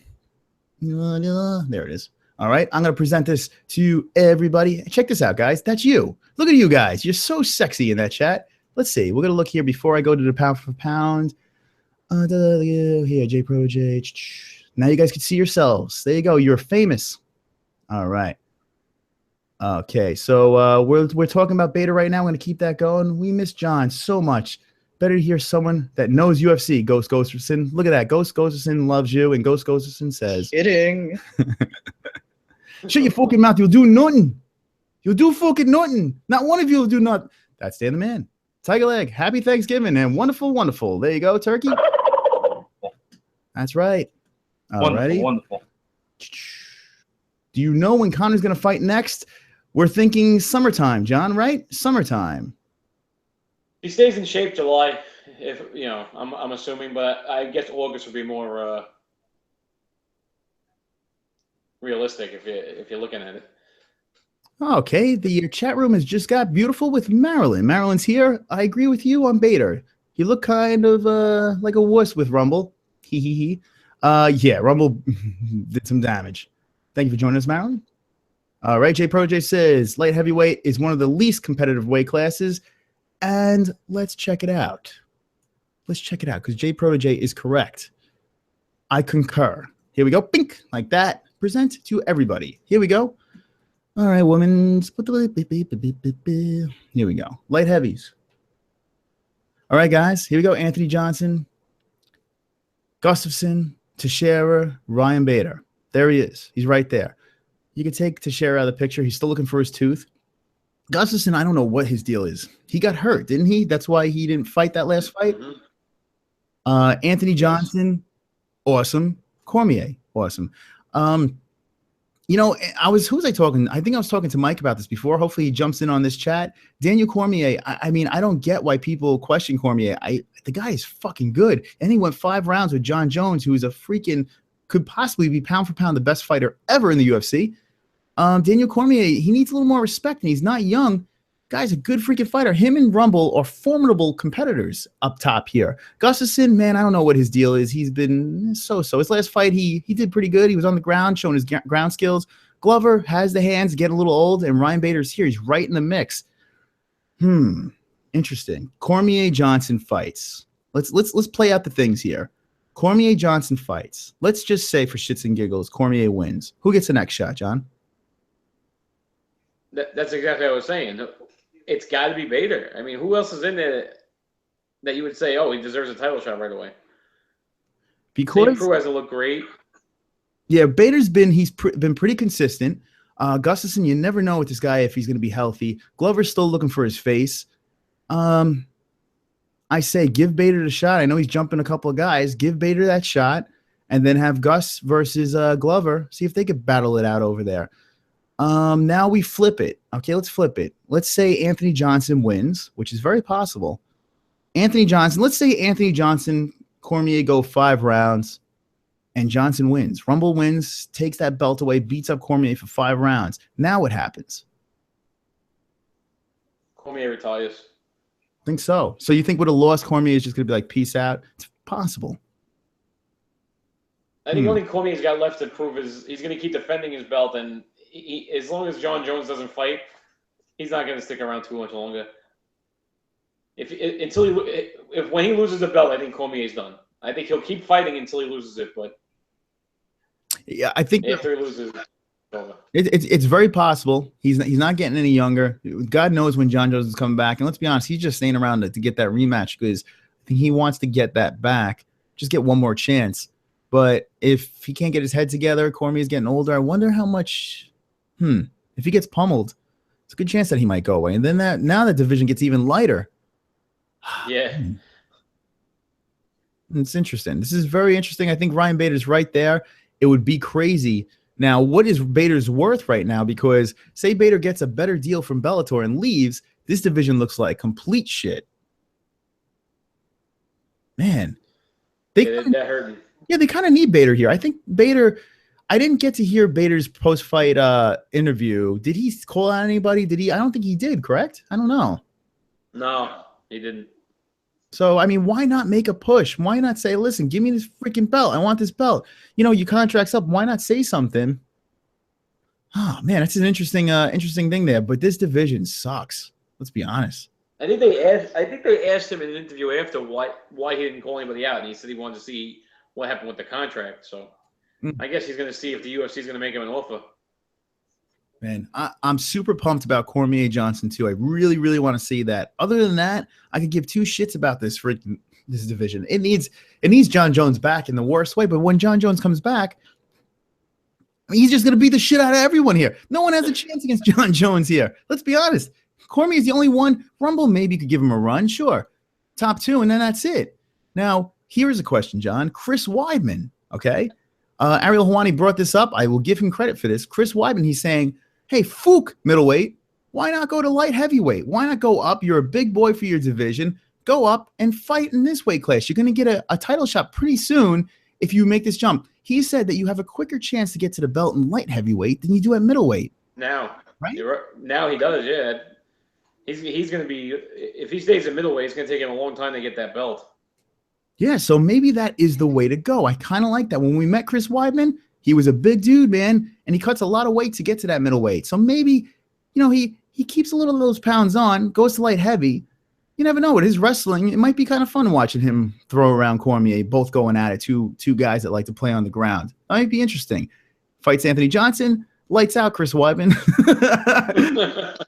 See you later, buddy. I don't think you could pull that one off, but you never know. Hey, you never know. That's why they fight. But that's pretty interesting. Do you think, John, what do you think? Going to middleweight? I mean, going to light heavyweight, or is he going to stay in middleweight? Chris Weidman, what do you think on this one? I think he's going to stay middleweight, but I think he should go to light heavyweight. Yeah. So you're thinking he's gonna stay, and if he does stay, fuck, who does he fight next? I mean, now we got a murderer's row right now. Rockhold. I think Rockhold, huh? So here's the deal. Now you got this crazy stuff going on here. You got Luke Rockhold's gonna fight Jacare next. It looks like that's gonna happen if these guys could stay. I don't know what. See, this is the thing. I don't know what the fuck's up with Rockhold. He got hurt. When is he coming back? And then you got Jacare floating around. They're really good. And then Gegard is right there. He's right there. Honestly, I think Gegard should be above Chris Weidman right now. 2 losses. Gegard is kind of surging again. I think Gegard should be ranked a little bit higher. Nothing against you, Chris. Nice guy. Wished Dan the Man a happy birthday. But maybe you need a change of weight classes just to shake things up a little bit. Get that fire back. You know, I mean, you're in a predicament over here. Maybe you should go in this direction. All right. So right now this kid Brunson could put a fucking a big monkey wrench into the works if he wins again this week. He's been fucking pretty hot, right? Wait, hold on. What'd you say? Derek Brunson. He's been fucking pretty hot lately. He might fucking put a monkey wrench and shoot up the ladder. Mm-hmm. Oh, Brunson's looks fantastic. Absolutely. Yeah, that could be a whole nother thing. This dude, the middleweight division, even going down to Kennedy, don't count him out. I mean, guy's a real good fighter. Belfort, see you later. But I mean, and Uriah, you never know what the fuck you're gonna get with this. But look at top 10. It's pretty damn good. You know, you're a lot more deep in this division than you are in light heavyweight. Light heavyweight is a problem, along with heavyweight. Two of the weight classes that I think you need a little love, a little bit of love, a little bit. It's top heavy as well in heavyweight. Look at Stipe, beast. Verdum, God knows what the fuck is up with him, but he's a good fighter still. Kane, still a beast. I think he's still there. Overeem, yeah, not bad. I mean, he has his ups and downs. Dos Santos, man, and then I don't know. It's just like you look at after Cain Velasquez, everyone over here, you don't know what you're gonna get with these guys. But it's still better than light heavy. I don't know. I think Ariel's right. I don't think he's white. I think he's right. And I think he is going to go to light heavy. It's just like looking at these names right now. Chris Weidman, mark my words, is going to the light heavyweight division. I think it's going to happen. I really do. Do you think it's going to happen, Turkeys? Turkeys, do you think it's going to happen?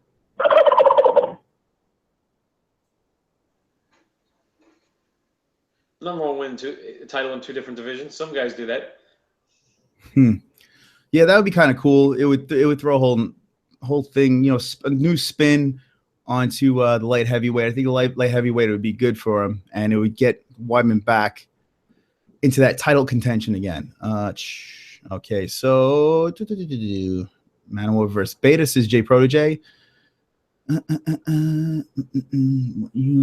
you mean least active? J Protege says, what you mean least active? I don't remember. John, you remember what do you mean least active?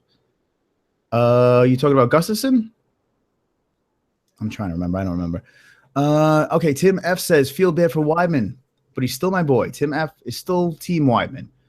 Dot says, Weidman just ain't that good. Oh, come on. Cut the guy some slack. He's fighting some serious fighters here. Jesus Christ, they tried to push Weidman as the All-American wrestler, and now they ruined him. Dun, dun, dun. That's what Jesus Christ says. Tim F, okay, says he was winning that fight till Yoel did that knee. I think the fight was split, but I think if it went to the decision, I think Weidman would have pulled it off. I really do. But you never know. And Weidman didn't pull it off. He lost. Axe Murderer says they fed him to Cuban Missile for the knee. That's what Axe Murderer said. The Cuban Missile. Pff, that thing was vicious. Okay. Jesus Christ says Weidman was boring and he doesn't have the killer instinct. John, you hear this? Hear this guy? He was boring. He knocked out Anderson Silva twice. Yeah, I don't know about boring. His rise up to Anderson Silva was great. When he fought Belfort, like right after the whole steroid thing, man, he pummeled the shit out of him. I don't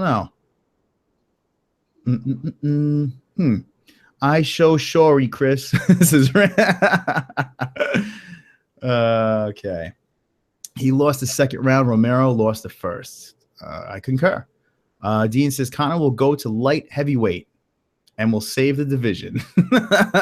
Connor, you going to light heavy? Yes, sir. There you go. You heard it here first on the MMA-HOLES. Connor's going to lightweight. Yes, sir. The 3-weight world champion. He's gonna skip. Skip middle. Chris, I sent you the picture of Connor in the heavyweight. Oh yeah, it was pretty beefed up. Connor was ready. He was getting ready. He's gonna skip 2 weight classes and go there. Velasquez is a fucking monster, says Dots. Jesus Christ says Jay. I mean, less light heavyweight fights in that fight cards.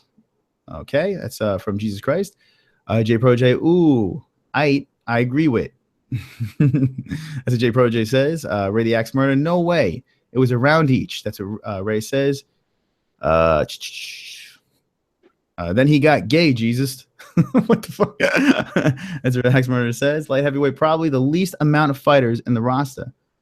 Okay. Light. Let's see. In the light heavyweight and heavyweight. Yeah, they're very they're thin on fighters over there. They do need some help. Okay, why not? Let's get the if you're gonna do another what's it called?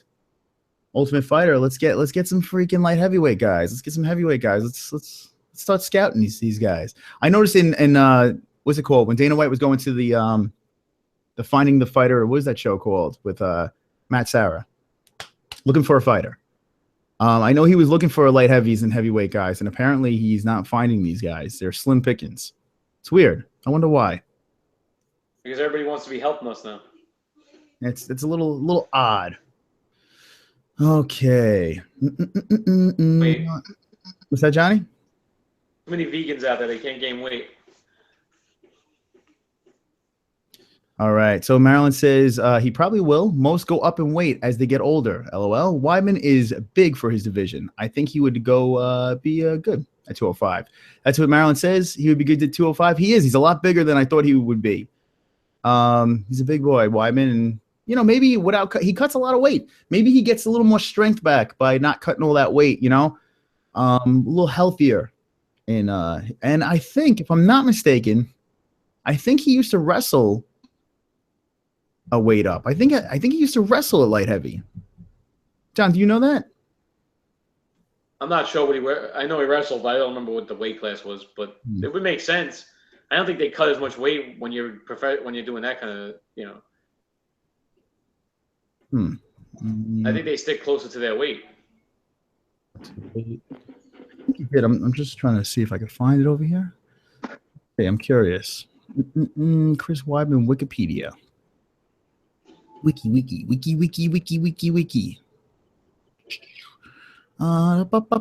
looking for Weidman. Here we go. Mixed martial arts. It's gonna take me a little second. I don't know. If you guys know, let me know. I don't feel like looking for. I'm lazy. Rather hang. Just call his house. Yeah, Chris. Actually, Mike is friends with Chris. Like we're on a first name basis. Mike's friends with Chris's wife on Facebook. So maybe he could send him a message and be like, "Oh yeah, by the way." What weight class did your husband wrestle? Okay, Weidman ain't that good, bro. As a former champ, he should have beaten Romero. But instead of he blocked a flying knee with his dome piece. That's what Dot says. I don't know, man. I don't know. He fought a guy on Luke Rockhold who was very, very good. Luke Rockhold. I know he got knocked out by Michael Bisping. He didn't take the fight serious, but Luke Rockhold is fucking awesome. Real good fighter. And so is Yo Romero Sojo Ga. He's pretty damn good too. He's pretty fucking good. So I mean, listen, you're fighting top fighters. Shit happens. J Pro J, Dana picked up a guy named Cody East. Okay, Cody East. We're gonna have to look up this guy. From Looking for a Fighter, and the guy's 0-2 in the UFC. I got KO'd both times. All right, we're not looking him up. Look at that shit, huh? You can't fucking find a fighter for nothing. Okay, so Jesus Christ says Weidman was being fooled by Silva to the lucky punch. He says it's a lucky punch. And the rematch broke Silva's foot. Lucky too. The last 2 fights lost easily. Better go up and wait. I don't know. I mean, I do think he should go up. I think he's a little rattled right now in the head, but he should go up. I think we could all agree on that. I hope BJ Penn doesn't fight like he did in the last bout. Like, what the fuck was that? That was terrible. Right, John? BJ Penn? No, Fucking hard. him and CM Punk are slowly but surely going off my list of things I want to talk about. Yes. They need to go away. Jesus Christ says, Jay, is this Cody East the possible opponent for CM Punk? That's what Jesus Christ said. I don't know. I didn't hear about that, but it's possible. You never know. Hey, you never know. Yes, yes, yes. Johnny L. So Johnny L's is here. We are the MMA-Holes. If you're new to the show, we do a weekly show every Wednesday. Wednesday night, 9 p.m. Eastern time. We do a chat with you guys. We do a Fight Buddies. When the fights are on, we go on. We talk about the UFC, the Bellator, all that fun stuff. You guys have questions. We have answers. We have questions. You have answers. You have jokes. We laugh. We have jokes. You laugh. Blah, blah, blah. And we laugh at each other. Wonderful, wonderful. There it is. I got my turkey. Happy Thanksgiving. Love the MMA-Holes. That's right. 0-2. Okay. Nah, he's a heavyweight. Says Jay Protege. Yeah. We don't want him to play around heavyweight. Not at all. Bring CM Punk to the Ultimate Fighter. Let that happen. So let me talk for a second. I don't know if Carrie's still in the chat, but let me tell you a quick story. I'm going to tell you. You guys ready for story time? Good. I'm going to tell you anyway. So Carrie from the Carrie Show, I don't know if she's in the chat right now, but she does like Walking Dead. She does UFC shows. She does a lot of stuff, entertaining stuff. And this is all on her YouTube channel. The other night, oh, there's Carrie. Hello, Carrie. I'm going to tell the story real quick. Keemstar. Now, Keemstar is a big YouTuber. He's got, I think, 1.6 million subscribers on his page. He's a drama channel. And Keemstar stumbled onto Carrie's page, John. Crazy. If you watch these videos, it is the funniest, craziest thing. I've never seen anything like this. But he's kind of did a douchey thing, and he did a thing called a raid, where he raided Carrie's page and other people's pages, and she went from whoever was following on her live chat to like 130 people were going crazy on her chat. Crazy, John. And the thing blew up.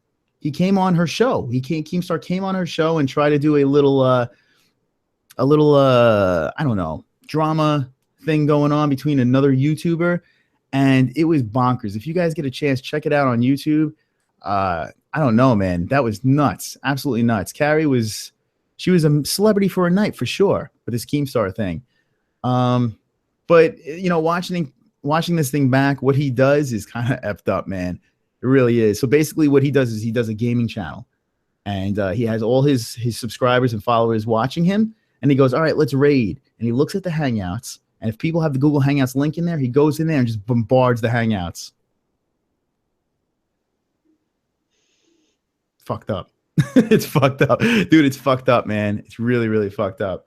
So hopefully he doesn't raid our Hangout, because then we'd be fucked. But you know what? Who fuck him? This little show? Nah, fuck that. Maybe we'll do our own raid with our 190 subscribers. We'll start raiding. What do you think, Johnny? We'll take over. Let's do it. Connor, you want to raid? You want to take over this fucking YouTube game? Yes, sir. We're going to take over the YouTube game. We are the MMA-Holes. Dot says that's some crazy shit. Dude, I'm telling you, look on. There's a 50-something minute video. His name is Keemstar, and he fucked around with Carrie. We don't like people that fuck around with Carrie, but dude, it's funny, but it's fucked up because he did it to one of our friends. We don't like that. But dude, the guy's out of his mind. Out of his mind. They're putting Nazi stuff, terrible stuff in the comments. You got to watch this video. It is. I showed Mike the video, and he was like, holy shit. It was crazy. It was not. Wonderful, wonderful. Crazy, crazy stuff. Okay, so Carrie says, yeah, he made the war between me and Tommy worse. Yeah, so Carrie has some sort of war. There's like a little drama going on over there. And I think Carrie's going to put Tommy in an armbar, I think. Right, Carrie? You going to put Tommy in an armbar? Yes, sir. Yeah, she's going to put Carrie in an armbar. I think Carrie would kick Tommy's ass. And I hope everything is better right now. I hope it all smoothed out and you guys are good and kosher. I don't want to see the details of the fight. Just look at the video and you'll see it was fucking nuts. So that's a little bit of gossip on the MMA-Holes. We do a little gossip, a little YouTube gossip. But maybe this little page, we could start an army ourselves of MMA-Holes. And that's the goal. The goal is to have a group of friends together, get together, watch a weekly show about MMA, talk about MMA, and get the party started. with MMA. I don't feel there's enough fun shows about MMA. I feel like these people just like they're all stiff and stuffy and talk about like, you know, statistics and all this stuff. And we talk about that stuff too, but we like to have a little bit of fun. We like to do a little bit of Wonderful, wonderful. we like to do that. And we like to do this. Ladies and gentlemen, referee John McCarthy has called a stop to this contest at 3 minutes, 4 seconds of round number 2, declaring the winner by knockout and new undisputed UFC lightweight champion of the world. Yes, sir. The notorious Conor McGregor.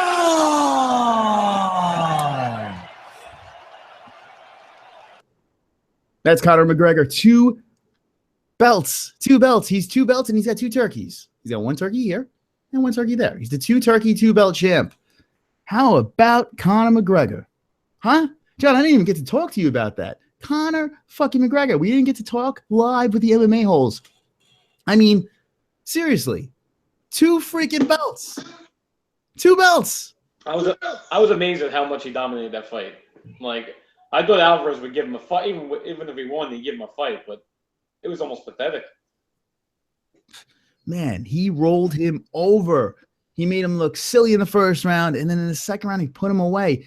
Alvarez had no shot. You could tell when Alvarez got into the cage and did that little lap, and McGregor stepped right in front of him, it was over. McGregor owned him right there. He was mentally inside his head. Now, were you surprised with the respect that McGregor had for Alvarez? Were you shocked at that at all? No, I think McGregor, he knew he had to play it safe because, I mean, everybody in the world, including us, thought that Alvarez was going to try to take him to the ground.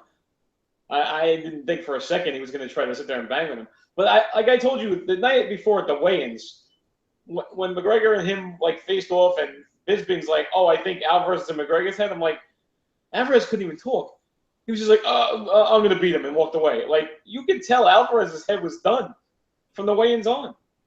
Yeah, I got that vibe too. The weigh-ins, he wasn't there. All the press conferences, every comeback. I can understand he's not a trash talker. That's fine. It's totally fine.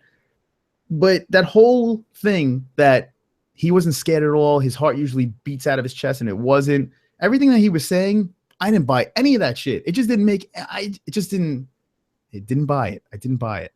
And the outcome was this. Look what's next for me, Joe. I want to get that second belt. Where the fuck is it? They should have had them 2 belts ready, especially for me. They're fucking out both in the octagon. It's never been done before. I'm sure you'll get your second belt. But listen, I've spent a lot of time, Joe, slaying everybody in the company. Backstage, I'm starting fights off everybody. I've ridiculed everyone on the roster. I just want to say from the bottom of my heart, I'd like to take this chance to apologize to absolutely nobody. The double champ does whatever the fuck he wants. Let me hear it in the chat. The double champ does whatever the fuck he wants. That looks good. That looks good.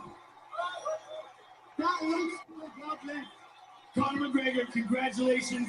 It's been an honor calling your fight, sir. Thank you very much. God, you're welcome. That is the best is the last part. You're welcome. That's going to be the new soundbite right there. I love that shit. I love that. He's like, yeah, you're fucking welcome right there. John, chills.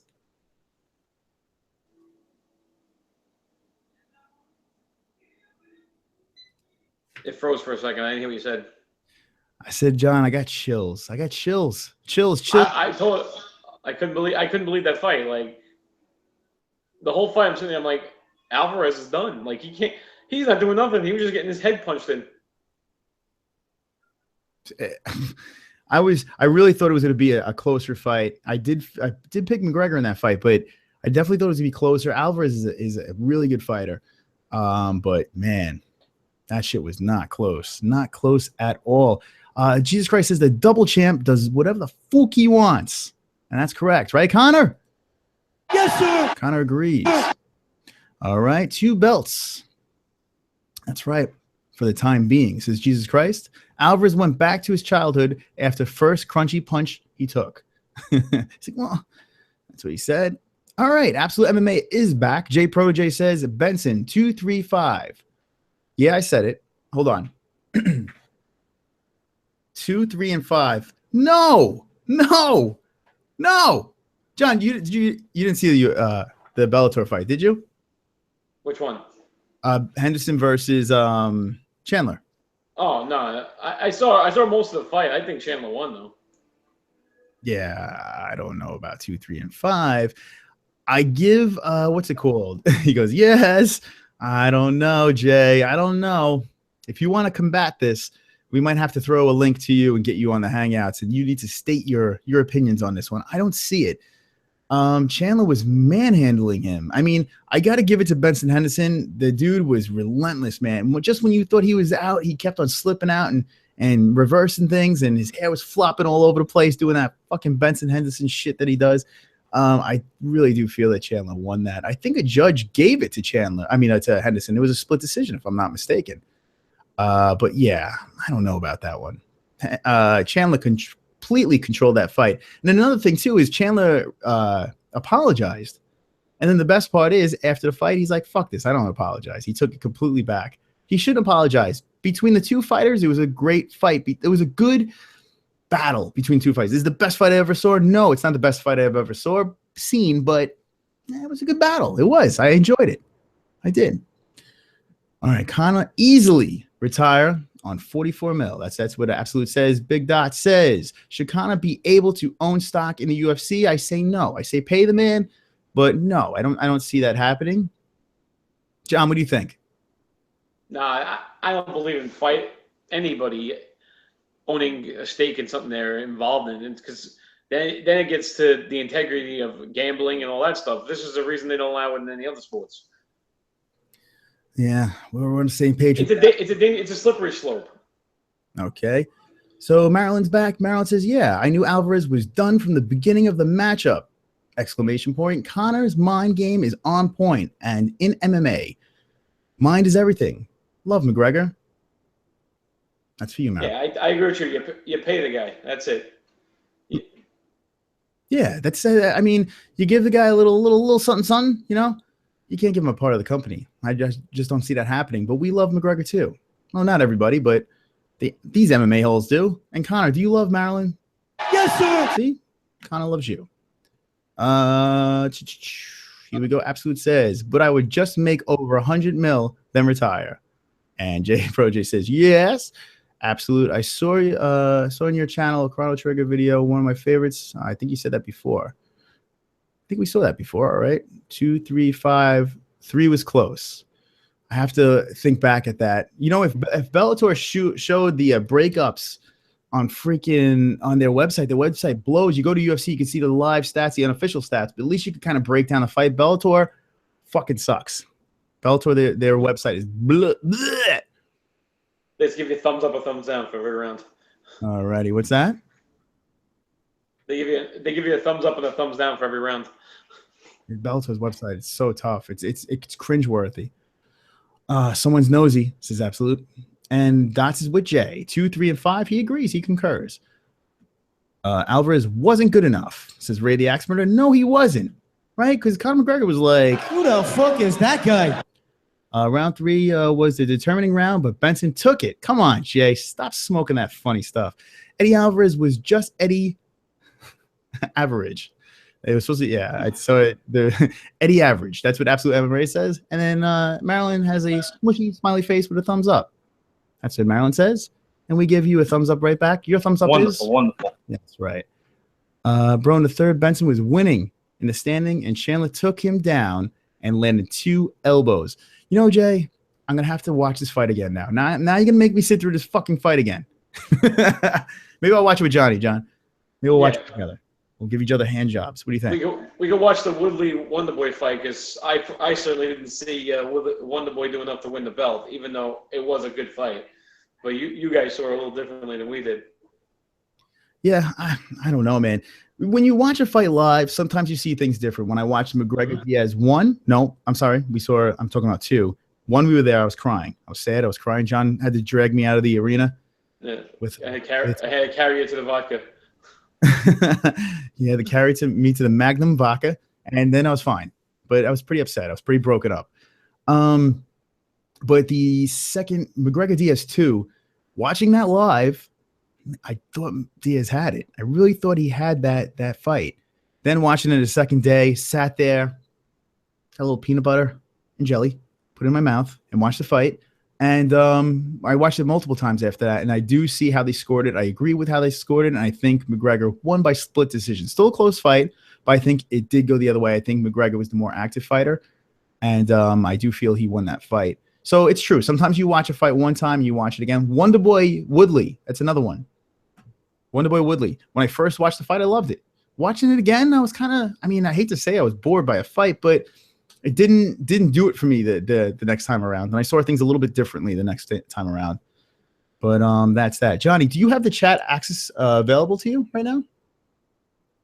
I could turn it on. Okay, because I have to take a quick break. If you want to hang, I could put a little music on, or you could just talk to the chat for a second. Leave it up to you, buddy. You can put the music on because I gotta urinate myself. So MMA-HOLES, keep that chat going, and this is what I'm gonna do. I'm gonna take a quick break and come back. And when I come back from this break, I want you guys. This is what I want you guys to do. Okay, I want you guys to tell me, what are you guys thankful for, MMA related? Not, hey, I'm thankful that I got laid last night. I mean, which is nice, but you could say that. But say I'm thankful for MMA stuff, UFC, Bellator, anything MMA related. Let me know what you are thankful for. Okay, that's what I want to know, and that's what I want to see. Guys, get that going, and we will be. Hold on a second, guys. Just hold on. hold on. I gotta get a little professional here. There it is. Sexy music, and we will be right back.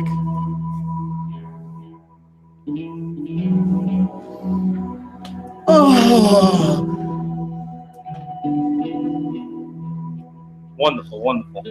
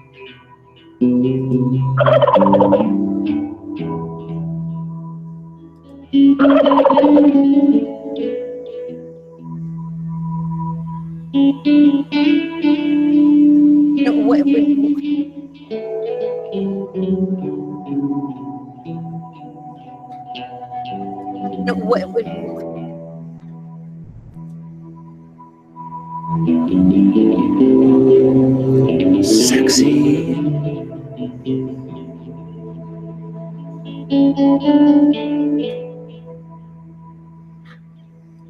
Wonderful, wonderful.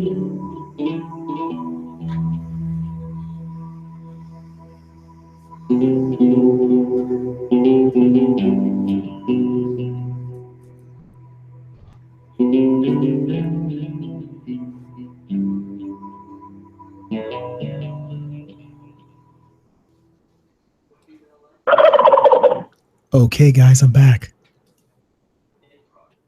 All right, how you doing? Sorry about that. Oh shit! What the fuck, music? Stop playing! Stop playing! We don't want that music. Music's very intimidating. Okay, we're back. I can't believe Dot's got that. This is a Star Wars shirt. How did he see that? I guess he saw the little. Hey, he probably saw that. Yeah, it's a Star Wars shirt. That's right. Go wipe your asses. All right, I wiped. Let me explain what happened. I took a piss, touched the weasel for a little bit, and got myself a water because water's good. It's cleansing, it's refreshing, and it's delicious. All right. Let's see. Worst music ever. Stop that. It's so soothing. I hope everyone was doing yoga, hot yoga while that music was playing. I think John's wrestling with something. Christ. I was getting a beverage. Sorry. Fucking someone up over there. All right. Okay, Ryan Bader will only be making $80,000 a fight at most. Yeah, it's crazy. This guy, he's like a weird in a weird spot. This Ryan Bader. I don't know how that works. Ryan Bader. I don't know what they're gonna pay this guy. I don't know where he's gonna go. I think if I had to think, I'm thinking he's gonna stay with the UFC. Yeah, I agree. I don't think he's going anywhere. Yeah, I just don't think Bellator is going to throw anything out there that's going to be enough for him to leave. And he's in a good spot in the UFC, so I think they'll work something out. That's what I'm saying. That's what I'm seeing. The Diaz brothers need a nice and clean ass whooping. Keep bitching. Yeah. When is Nick coming back? Wait, why can't Nick fight what's it called? Kennedy. Why don't we see that, John? Make that happen. Let me make a phone call. Although it is an intriguing fight, I don't know what the hell's going on with Nick Diaz. He seems to be he's like a GSP where everybody's like he wants to fight, but he's just not fighting. So bizarre, so bizarre. I think I want to see Kennedy on that UFC 206 card. I just want to see Kennedy fight again. I like his style. I like the way he fights. He's a badass and he's a nut job. His interviews are real out of control, real strange, real weird. All right, guys. So instead of putting the Google Hangouts in the chat, let me know, guys. If you guys want to come onto the Google Hangouts, let me know, and I could either email you, send you through Twitter. Twitter would be the easiest. I could direct message you the Google Hangouts link. Let me know if you guys want to jump aboard, and we could have you come in, and we could all do come on the cracker together. Right, John? I usually like using a cookie, but the crack is fine. Yeah, crack a cookie. You know, times are rough. Is it going to at least be a Ritz cracker? Yes. Yes. John says he thinks that I'm wearing a wonderful, wonderful, wonderful pair of women's underwear. Only on the weekends. When I put on my underwear, I was like, these are Wonderful, wonderful. for sure. This is MMA's best year ever, probably most drama-filled and action-packed year. That's what Jay Pro-J says. This was a fun year. This was a fun year, John. Did you enjoy this year? I think it was awesome from last November till now. Yes, I'm not going just from the calendar year, but from the minute that Rousey got dropped till now has been excellent. Like everything from like I said, from the drama to the fighting to pretty much everything that's gone on. They gave us a good year. Ray the Axe Murder Malone says, what's MMA's most shocking moment this year? It's a good question. The most shocking moment of this year, John. If you had to pick one. I can answer it right away. All right, go for it. How bad UFC 200 was. You found that as a shocking moment. Do you think that was the most shocking? Yeah. We heard about that event for what, 2 years? Oh, 200, and it sucks so bad. I'm trying to think. Or let's be honest here, the most shocking moment was probably Tate choking out Holly Holm. Tate choking out Holly Holm. That's a good one. That's a good one because Tate was losing that fight. And, like, man, she just put it together last. Oh, man, what was that? In the last, there was only seconds left in that fight. I remember it was in the. Yeah, I think it was like 30 seconds left. I mean, it was down to the nitty gritty. It was pretty much over. Ray the Axe Murderer says, Michael Bisping winning. You know what? Yeah. That could be it. That very well could be it. Ronda losing. When was Ronda losing? That was when did that happen? That happened. Ronda lost last November. It was November. So yeah, that can't. Night of Anthony's wedding, she lost. That's right. That's correct. Anthony got married and Ronda loses. I think Michael Bisping winning might be the one right there. That might be the one. I don't think a lot of people saw that one coming. Especially since we could argue earlier in the year he lost to Silva, even though they gave it to him at home. He lost. He could have. I believe he's to this day he lost that fight, and then comes in and knocks Rockhold out. Yeah, that's a pretty big shock. J Pro J says Misha beating home, which to be honest, no one thought that would happen. Bisping being a fucking champ, I still can't believe he's the champ.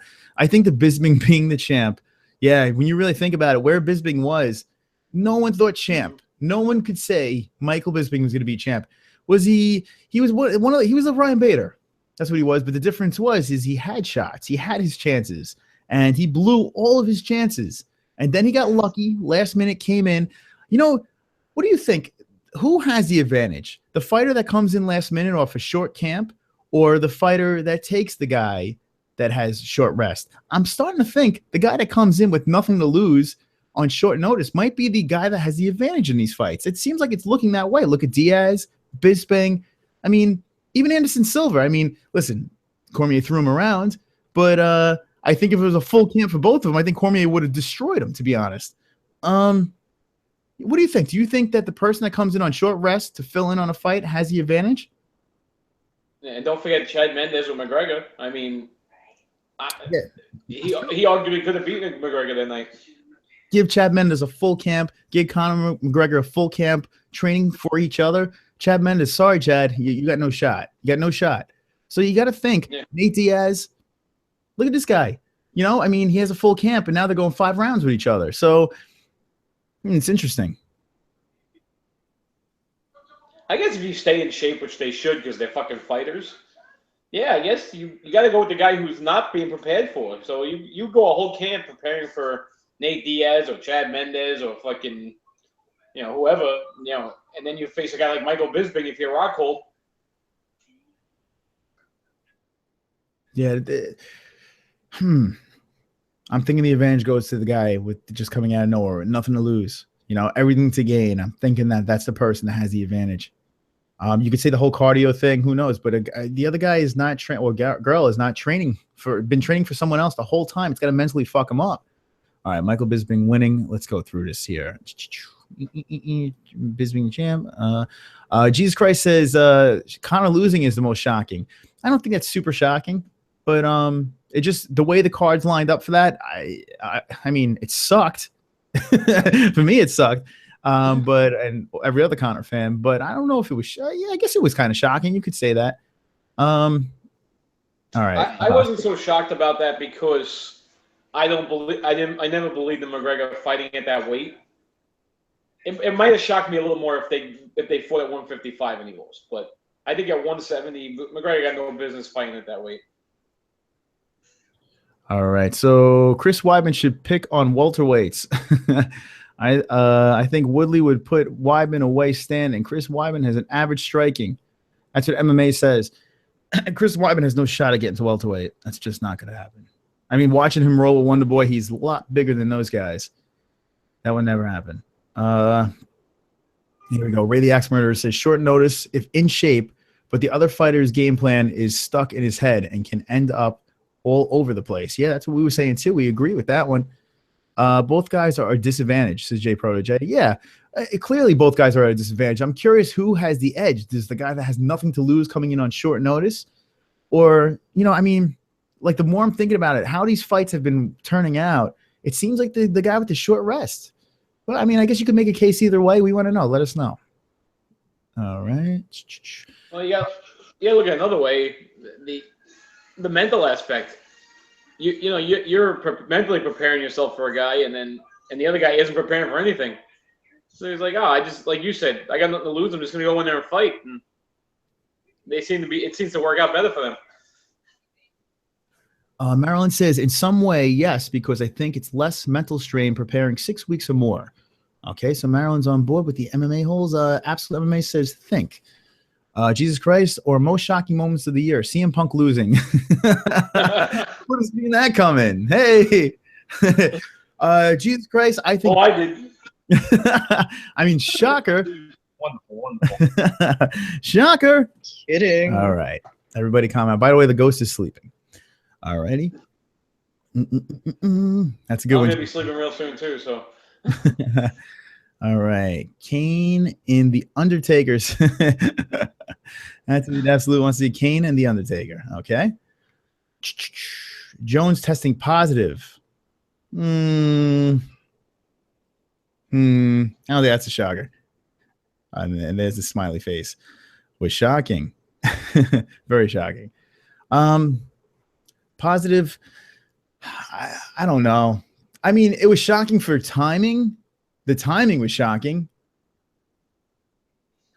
Well, I haven't read anything up on it ever since they upheld it, but was it steroids or was it just the supplement mess up that he said was going on? Yeah, I don't know if it was. I think the timing was super shocking. So I guess you could say that was a shocking moment because it just literally came out of nowhere. Everyone was super pumped for this fight. As long as everyone stays healthy, and then boom, you get hit over the head with that. I can see that being a shocking moment. Okay, Jay. All right. Dot says, I'm waiting for John to talk and the door behind them to slam open and his wife walks through frozen turkey. Your wife, it's a fucking closet. That'd be real interesting. If she has a frozen turkey in there, that would definitely be Wonderful. Sure. All right, Jesus Christ. Shocking and meant heartbreaking moment. Yeah. The turkeys agree. And so does Ellen. All righty. Do a New Year's stream and just reflect on this year's because it was crazy. I think we have jobs coming around then, but there is, John, isn't there a fight on New Year's? On New Year's Day? Or New Year's? No, the Friday. 30th. The New Year's Day is a Sunday. The Ronda Rousey fight is on December 30th. 30th. So that's the day before New Year's, right? New Year's Eve? Yes. Okay. That would be fucking awesome. Imagine New Year's Eve, UFC. The girls would hate it. We would love it. And you know damn straight I would do a stream then. Damn. We could do a New Year's stream. We won't have a fight to watch. No. Boxed up. I love getting a little boxed up and doing a stream. That's always fun.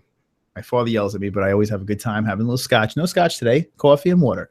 Now, ass and titties. Ass and titties. Ass and titties. What's that from, John? I forgot. Ass and titties. Ass. If you guys know in the chat, let me know. That's from a movie. Ass and titties. Ass and titties. I thought you were gonna do the Rudy Tooty Disco Cutie.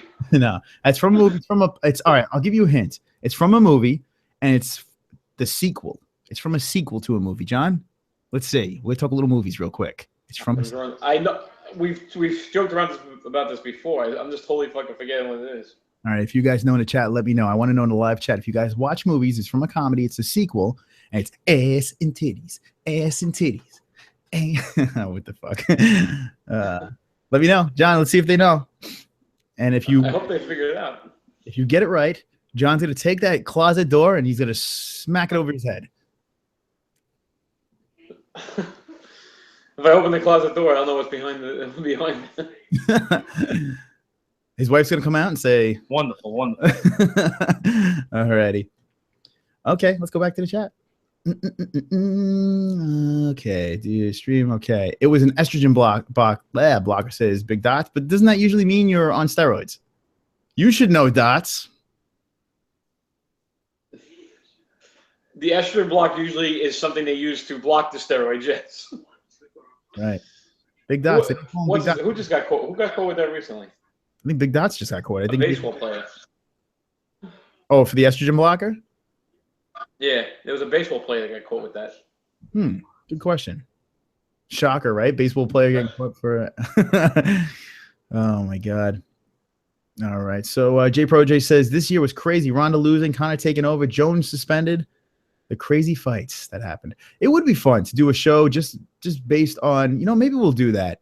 We'll talk about everything because it's actually kind of cool. I like talking about this stuff, going back and talking about previous fights. This was a good year. This was a fun year. I kind of wish that we had Ronda. Well, think about it. January started out with Conduit and Lawler killing each other. Oh, fucking awesome. Yeah, that was great. Yeah, it was a good year. It was a very good year. And I feel if Conor was like super high, super hot with his fights, imagine Ronda Rousey was strutting through this year with him. Could you imagine? I mean, they would have broke every record, those two. But how weird is this? UFC 205 didn't break the pay-per-view record. It broke every other record, but didn't bring the the pay-per-view record. What do you think about that, John? Yeah, I read that. I'm a little shocked at it. I mean, I would not just because it was McGregor. The entire card was awesome. I thought it would definitely break everything. Yeah, I think with pay-per-view is easier to come by with streaming sites and all that illegal stuff that we don't use. But I think it's easier to grab these pay-per-view events. I think they're hurting from that stuff. And still no one knows what ass and titties. No one knows what the movie that's from. I'm shocked. All right. Do you guys need another hint? Let's see.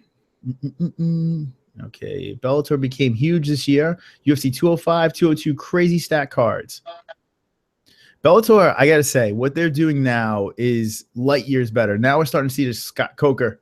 Starting to see what this guy could do, and he's starting to put together cards. You know what we didn't talk about, John? We didn't talk about Michael Venom Page.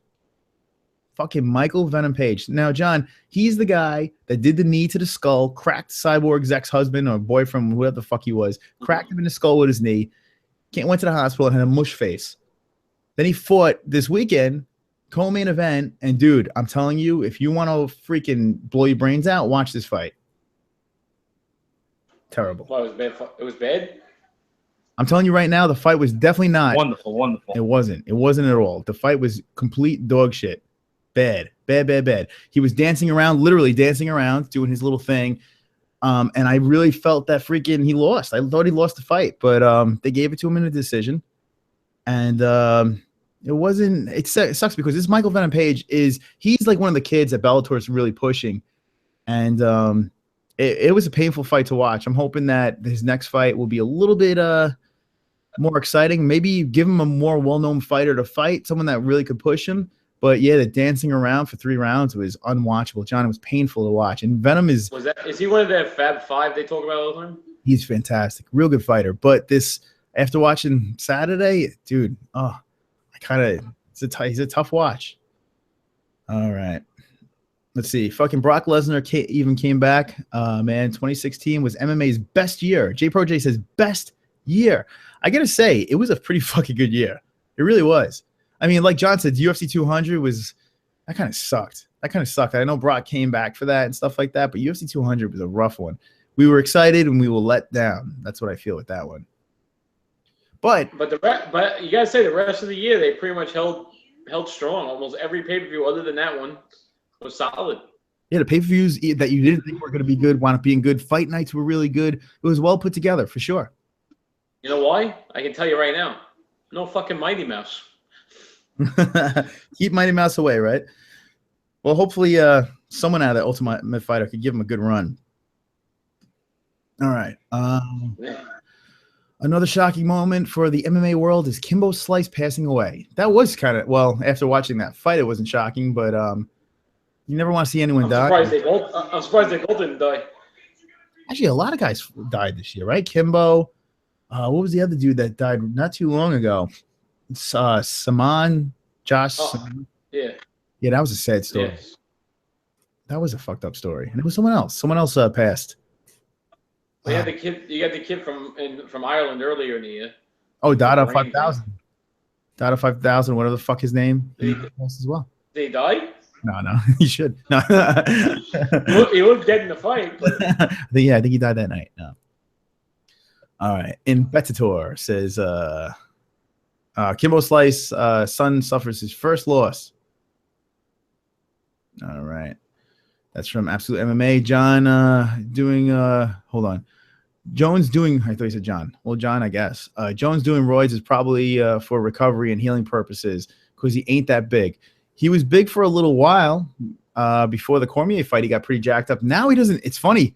Now he doesn't. He looks like a shell of himself. Have you seen the pictures of him working out, John? The latest ones? No, but I'll tell you, and you know there ain't nobody who's a bigger John Jones fan than me, but when he got out, when he finally got, you know, his suspension lifted or whatever the hell, when he got out of rehab, but right before the St. Proof fight, the dude was powerlifting like fucking a madman. So him being on steroids doesn't shock me. Like he was trying to bulk up and get stronger and all this. So if he was actually doing roids, it wouldn't shock me because he was trying to bulk up. Yeah, he got pretty big before that fight, and now he doesn't look like the same John Jones that he did before the suspension. All right, Hangover 2. No, it's not the Hangover 2. Ass and Titties was not in Hangover 2. Do you guys need another hint? Man. All right, let me see. I'll give you another hint. All right. Give an actor. If I give you an actor, it's going to throw, you're going to know right away. All right, so this part, ass and titties. Ass and titties. This part was during a dream sequence. All right, I'll give it to you that way. It was from a dream sequence. That might help the situation. All righty. MVP is a cock rocket, says John. Connor, you agree? Yes, sir. All right, Connor agrees with MVP being a cock rocket. Will Ferrell is very funny, Chris. Will Ferrell is very funny. Baby Slice got subbed and suffered his first loss. That's the fucking fight I missed. Shit. That was in the prelims, Baby Slice. And he fucking lost. He was talking crazy shit. That's the one I missed. Fuck. Yeah, I missed it. So Bellator, their prelims are on online. It's all fucked up. Shit, I missed that. There's just too much going on this weekend to watch every fight. 12 hours of fighting. Jordan Parsons died. There you go, Jay. Dada 5000 suffered a cardiac arrest, but they revived him. They brought him back to life, and he's back. That's from Jay Protege. Thank you, Jay. Coming in, swooping in, saving the day. Keanu Reeves has better striking than Chris Weidman in Absolute MMA. And Neo, the one. Yeah, that's a fair assessment right there. John thinks that's funny. Ryan Jimmo died. There he is, Ryan Jimmo. That's another one. The guy that used to do the robot. Mm-hmm. Right? Ryan Jimmo did die. That was crazy. Didn't he die in a car accident, I think? Mm-hmm. Yeah. Wow, fuck. That was this year? That was this year. Wow, a lot of guys. We should do like they do in the Oscars and have a memoriam and have like the face come up with the sad movie. No. The Oscars are lame. We'll have this music. In memoriam. Ryan Jimmo. And have this. Too soon. Oh, go away. Sorry. Terrible. Wonderful, right? Wonderful. All right. Okay. John Jones got steroids for his skinny legs. Yeah. I feel his pain, though, John Jones. Me and John Jones, we were born without calves. But those skinny legs are fucking nasty. Those things get kneed in the face with one of them. Those chicken legs. Yeah, that's the problem with the skinny legs. The knees have nothing fucking protecting your face. I'm laughing. Absolute MMA goes, John Jones looks like the Fly. Absolute MMA. Wonderful. Oh, God, that's good. That's a good one. I like that. He looks like Jeff Goldblum in The Fly. John Jones looks like the Fly. Oh, that's great. The Campaign. No, but fucking funny movie. Oh, The Campaign was a funny movie. They still don't know. Oh, man. Fook the Diaz brothers. They don't know. Should I just tell everybody? John, one more guess or no? Unless you're giving an actor, you might as well just tell everybody. All right, let me give an actor. Let me see. Maybe I could give. Okay, I'm going to give an actor that was a cameo in this movie. Okay, he was a cameo, but he wasn't a cameo in the second movie. He was a cameo in the first movie. It's probably going to give the movie away. You ready for this, John? Okay, so this movie, ass and titties. Okay, this was in the second movie, but in the first movie there was a cameo, and the cameo was. You ready for this? Drum roll.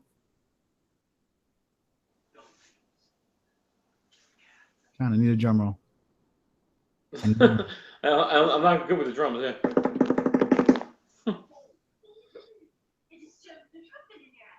Johnny Depp.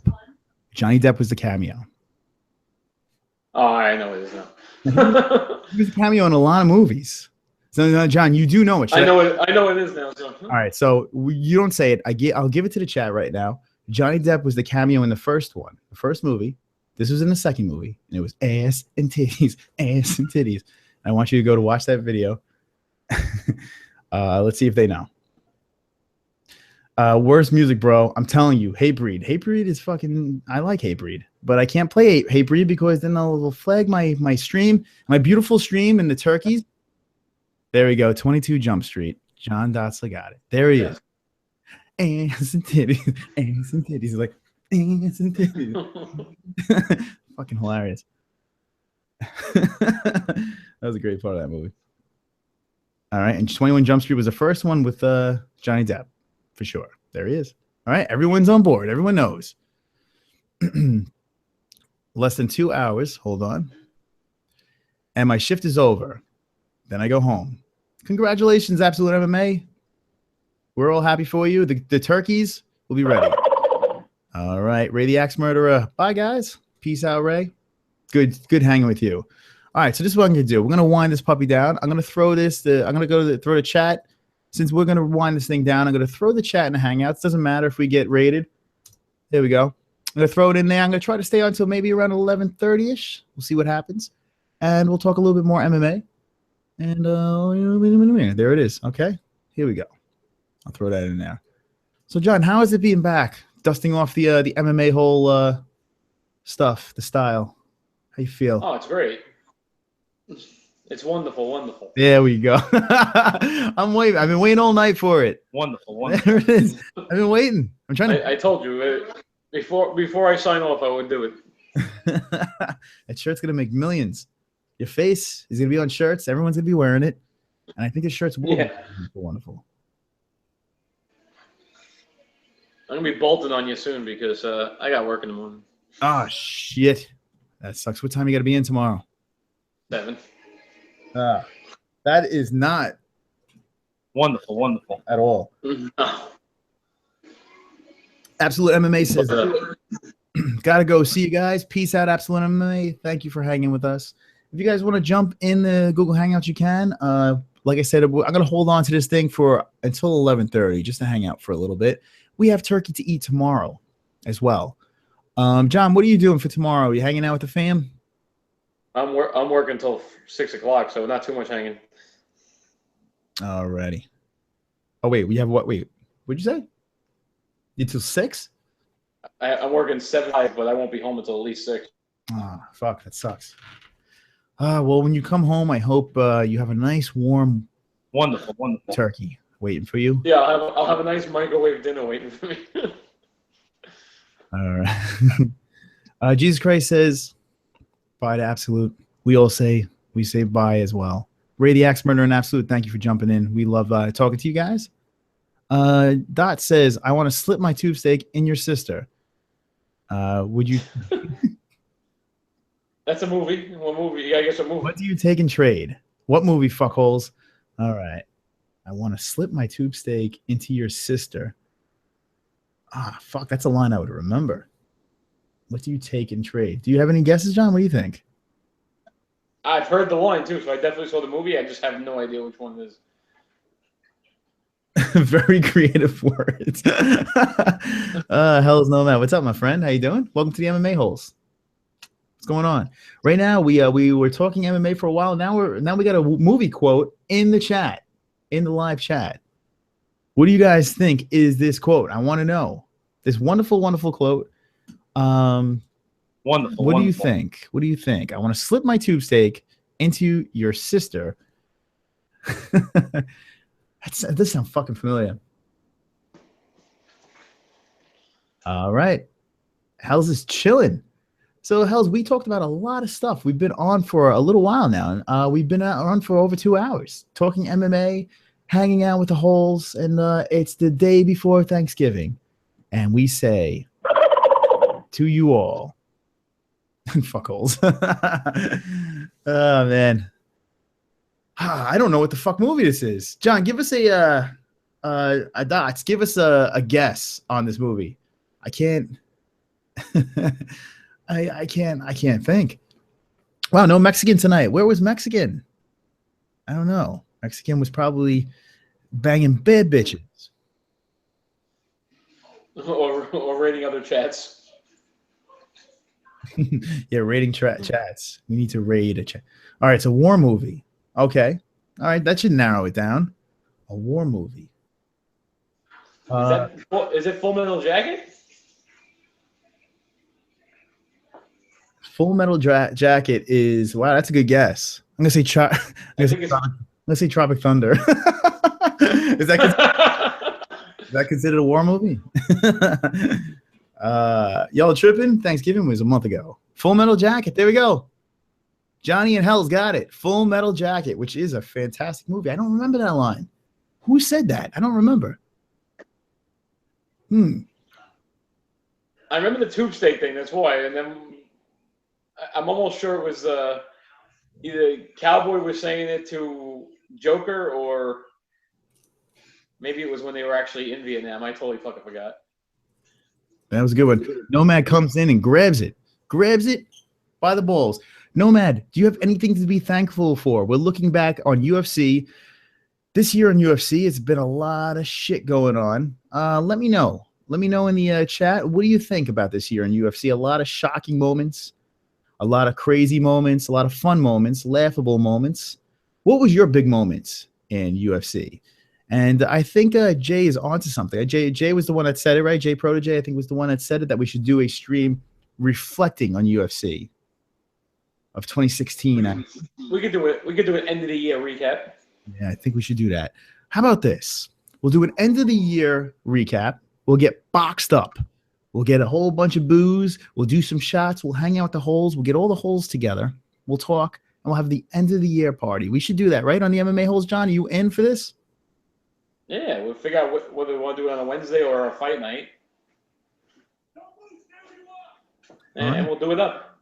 That's going to happen. Guys, that's going to fucking happen. But the only thing is, we've got to know, is Connor going to be there? Yes, sir. All right, so Connor's going to be there. Everything's going to be fine. All right, so. All right, Hell's Nomad says, haha, dope. J Pro J, y'all tripping. Thanksgiving was a month ago. It's a war movie, Full Metal Jacket. Okay, I'm catching up. Cowboy to Joker. Did I miss something? Cowboy to Joker. Oh, that was in Full Metal Jacket. Okay. All right. Okay. Fuck, man. The big moment was Nate beating Connor. Okay. He's the second person that said that. Nate beating Connor. Was that the biggest moment? That was your biggest moment. Interesting. Here we go. With everyone dick riding Connor nonstop. That was a tremendous moment. Okay. So now with the explanation, now it makes total sense. I get it. If you're not a Connor supporter, that what must have been the best feeling in the fucking world. It really must have. Think about it. Like there's athletes and fighters that I am not a fan of, and when they lose, I have a little tickle in my balls. Yeah, it's true. When the Yankees lose, I feel great. Yeah, so that's a good one. I like that. I definitely like that. Ready?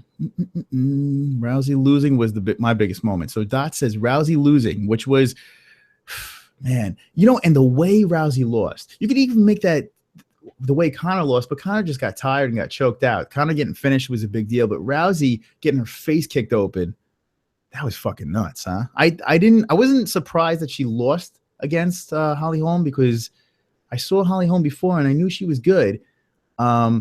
But the fashion that Rousey lost, I mean, I don't think anyone could have predicted that. No. Right, John?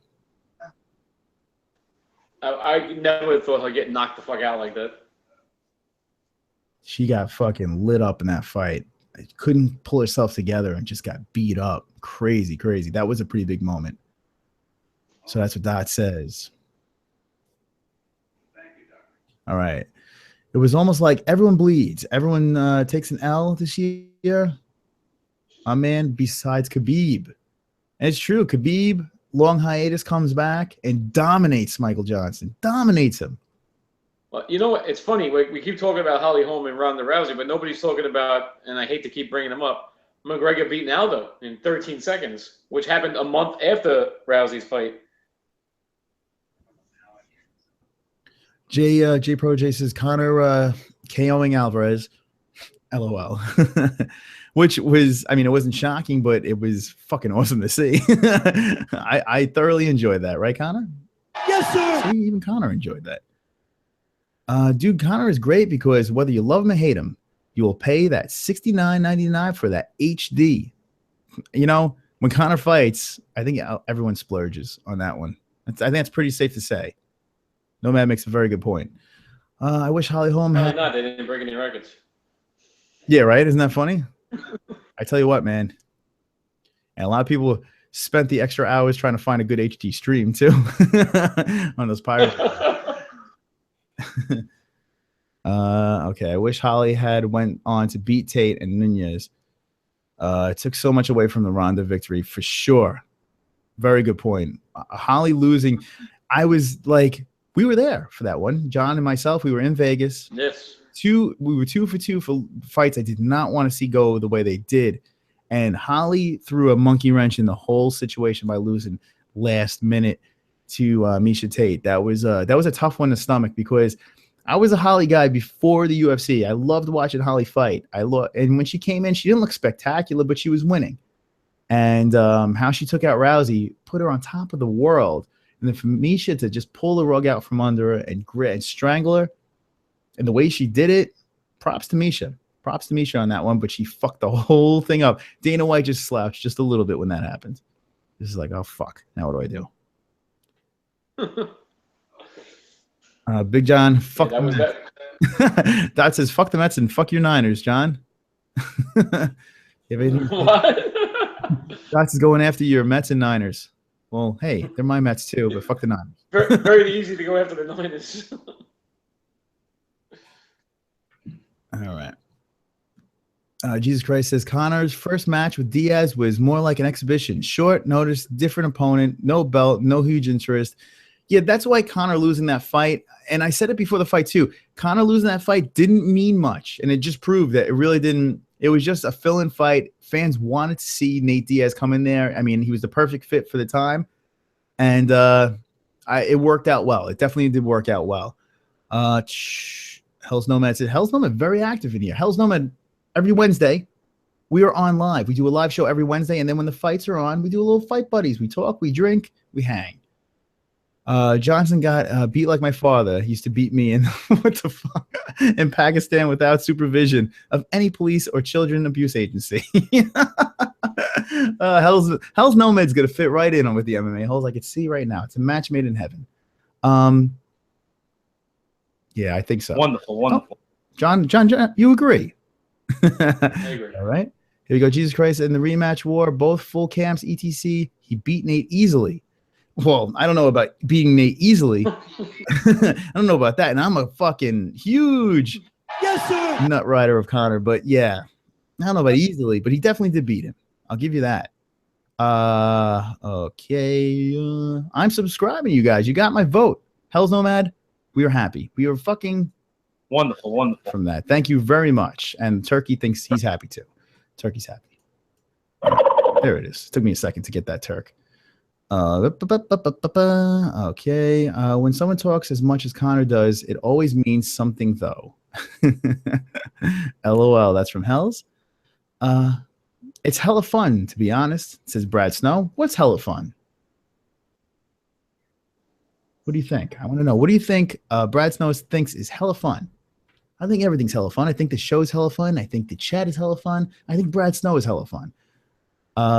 Big Dot says, hell subscribe. Tell your boys. MMA-HOLE is doing the big things. That's what Big Dot says. And I agree. I concur. We got some viewers. John, listen, I don't want to keep you in here. As long as you want to hang, you're free to hang. If you want to bounce at any time, let me know. I'm just going to bullshit with these guys in here. All right. Well, I'm gonna head out now anyway because I'm going to bed. I'll definitely talk to you during the weekend, and we'll see you next Wednesday. A big thanks to John, the Yeah, MMA-HOLE. There he is. Everybody say hello to John. Say goodbye to John. John helped out with the chat. John's a good MMA hole. He's been here from the beginning. He comes on, he talks knowledge with us. We talk, we discuss. And it's good to have John on the show because John is Wonderful, wonderful. He sure is. All right. All right. He beat Nate easily because it was 3-1 going into the 5th round. That's what Jesus Christ said. 3-1 going into the 5th round. Let's see. I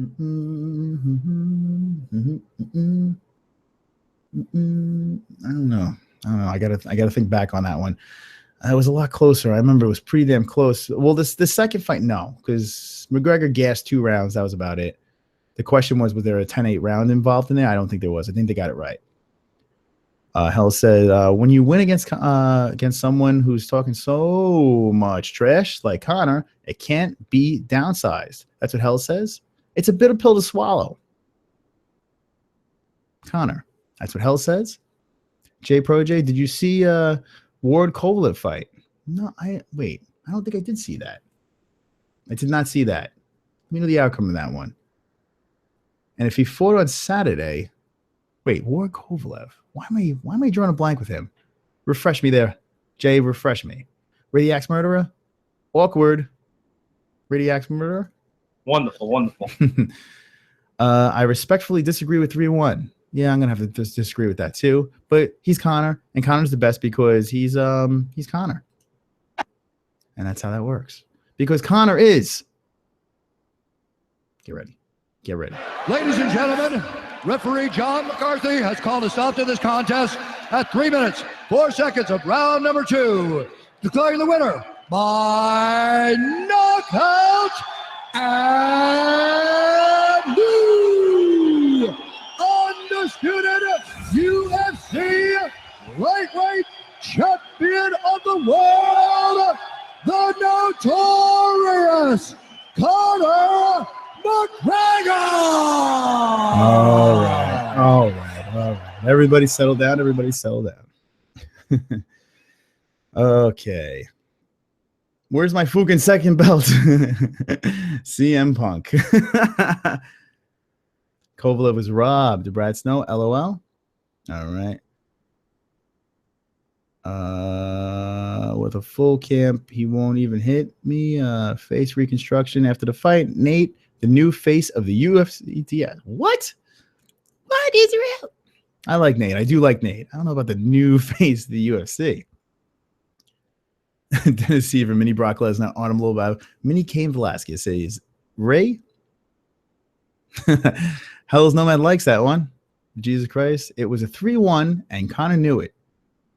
In the end of the fight, Conor thought it was a 4-1, 3-2. Yeah, Conor thought it was a little more lopsided. You could tell. He did feel that.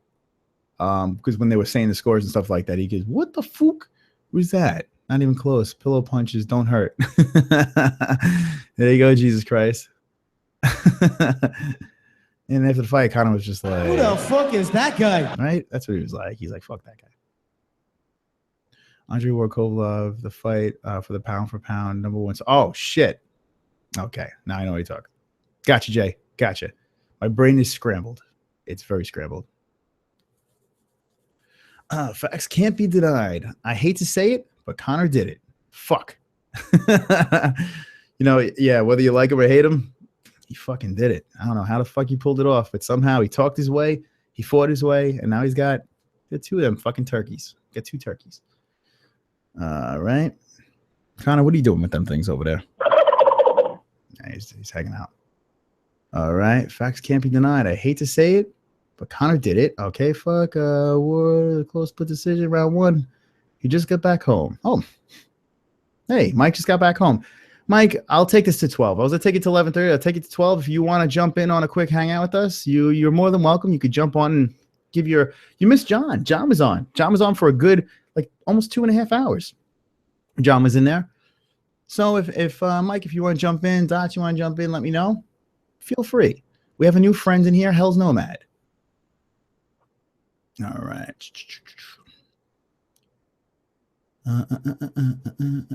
Judge for yes, I do remember the Kovalev fight. All right. Watch it. It was the closest boxing fight. This round Kovalev was slowing down. I gotta check that. I gotta get in on that. All right, Connor fucked up Eddie. This is from DJ Toki. I don't know if I've seen you before, DJ, but welcome. Okay, it says Connor fucked up Eddie, but would have a super hard time against Tyron. The weight, that would be tough. You know, like right now, just thinking about it, I say Connor wins. Fuck it. I think Connor could get into Tyron's head too. I really do. Before the fight even starts, Tyron could have his brain scrambled by Connor. I feel like it happened. The only different thing is Tyron has that right that's super powerful. So that thing lands. See you later, Connor. I don't think your chin could hold up for that one. All right, DJ Toki says Connor fucked up Eddie. Okay, Tyron. Okay, we saw that. I saw quickly, says Michael. Okay, so we saw Johnny in there. He was Bakovlev had him. And I'm a Ward guy. All right, King Connor Corchester. Hey, what's the topic? Hey, King Connor. Welcome to the chat, buddy. King Connor, let me give you a little thing. King Connor jumps in all the other chats. I see him there. And he's a good guy. He's a funny dude, and he's ready. He's got the King Connor ready to go. He's got good content. Go subscribe to King Connor's channel. He's a good dude. So basically, we've been on for 2.5 hours right now. We had a million topics. Right now, it's just a complete fucking free-for-all. We're just talking about stuff. We have Connor's here. He's saying hello. Yes, sir. Connor's there, and the turkeys are here as well. So we're just talking. I'm just talking to the chat right now. There's no real topic. We're just free for all in it. I'm going on until 12 p.m. here. It's 11:35. Fuck it. Let's just go. So welcome to the chat. Ray the Axe Murder. Tyron versus Connor would be interesting. Yeah, I'd be totally all over that. That would be great. It's just not going to happen because by the time Connor comes back, I just feel like I think the belt's going to move. You know, I don't hate Tyron, but I just feel it's going to move. And I'm not saying Wonder Boy. There's a bunch of guys that could rip that away from him. So, yes.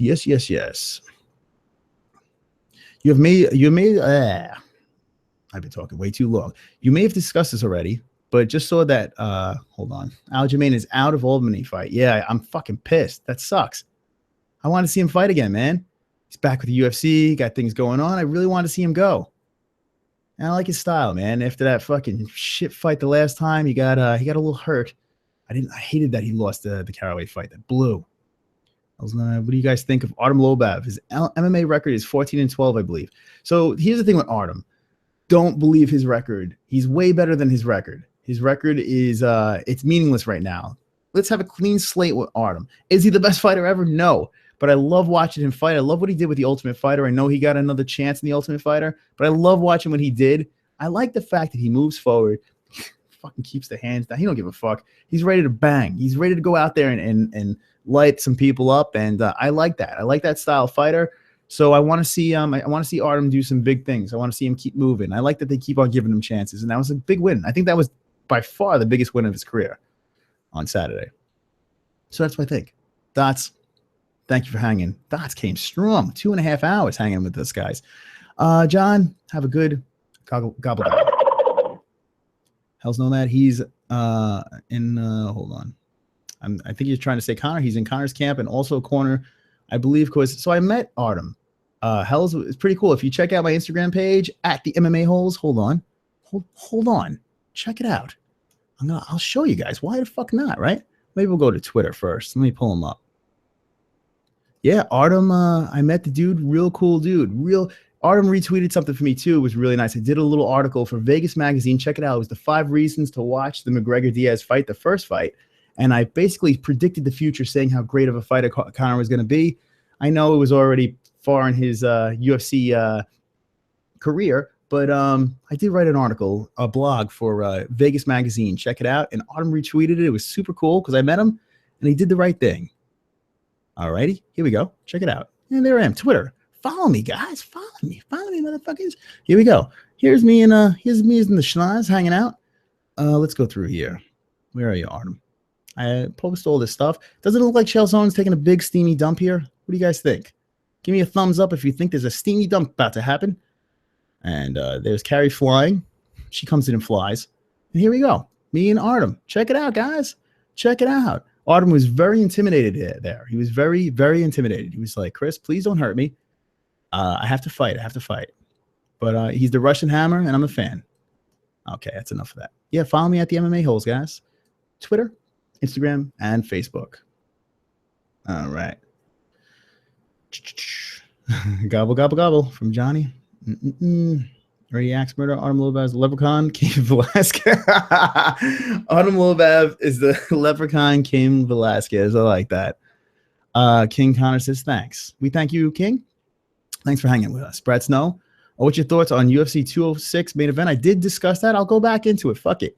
Why not? We're here to have a little bit of fun. Let's talk about it. UFC 206. I do have thoughts. Here we go. Bink. Alrighty. We're going to present to everybody. Here we go. Share, because sharing is caring. All right. Where are you, UFC? Boom. There it is. Pound for pound. Schedule. This is this weekend. You guys pumped up about this fight? We do fight buddies on the weekends. I always say, I don't know. Fuck it. I might go in for this. If we're not doing anything on Saturday night that's crazy, I might throw up a quick stream and go for it. I like this card. It's one of those fight nights. It's kind of fun. This one's going to be a great fucking fight between Brunson and Whitaker. I'm enjoying that. But let's not get sidetracked. Let's go to the schedule. And let's talk about what we were talking about. UFC 206. I am upset about the Kennedy fight. I wanted to see that fight. Rashad unfortunately is not allowed to fight there. Okay, so we're looking at this right off the bat, top 3. I'm in. Sign me up. Let's do this. Let's fucking do this. Right, Connor? Let's fucking do this. What do you think? Yes, sir. Connor agrees. So I'm liking this. I'm liking this card a lot. Cormier Johnson, I'll see this every day. I love watching this fight. It's going to be great. It's going to be a fun fight between the two. There's no way this fight's going to suck. Holloway Pettis, fucking cool, man. Let's do this at 145. Yeah, I'm in. Sign me up. Lock it up. I like that. Great co-main. Cowboy Brown. We're going to see a barn burner. My wife laughs at me when I say barn burner, but I think we're going to see a real good one with this one. Cowboy, you can't go wrong, right? He always comes. He always brings it. Hey, Cub Swanson's back versus Choi. Not too bad. I wanted to see Kim. I want to see Rashad and Kennedy in here really bad. Oh, man, I really do want to see this. And I was talking about my man over here. All right, Mr. Canada on the left. The Quebec kid, fucking awesome. Good fighter. Like watching him fight. He's good stuff. So if Kennedy was thrown on his card, it would be a fucking banging card. Still pretty good. Still a decent pay-per-view. I'm going to watch. What are you going to do? Let me know. I need to know right now.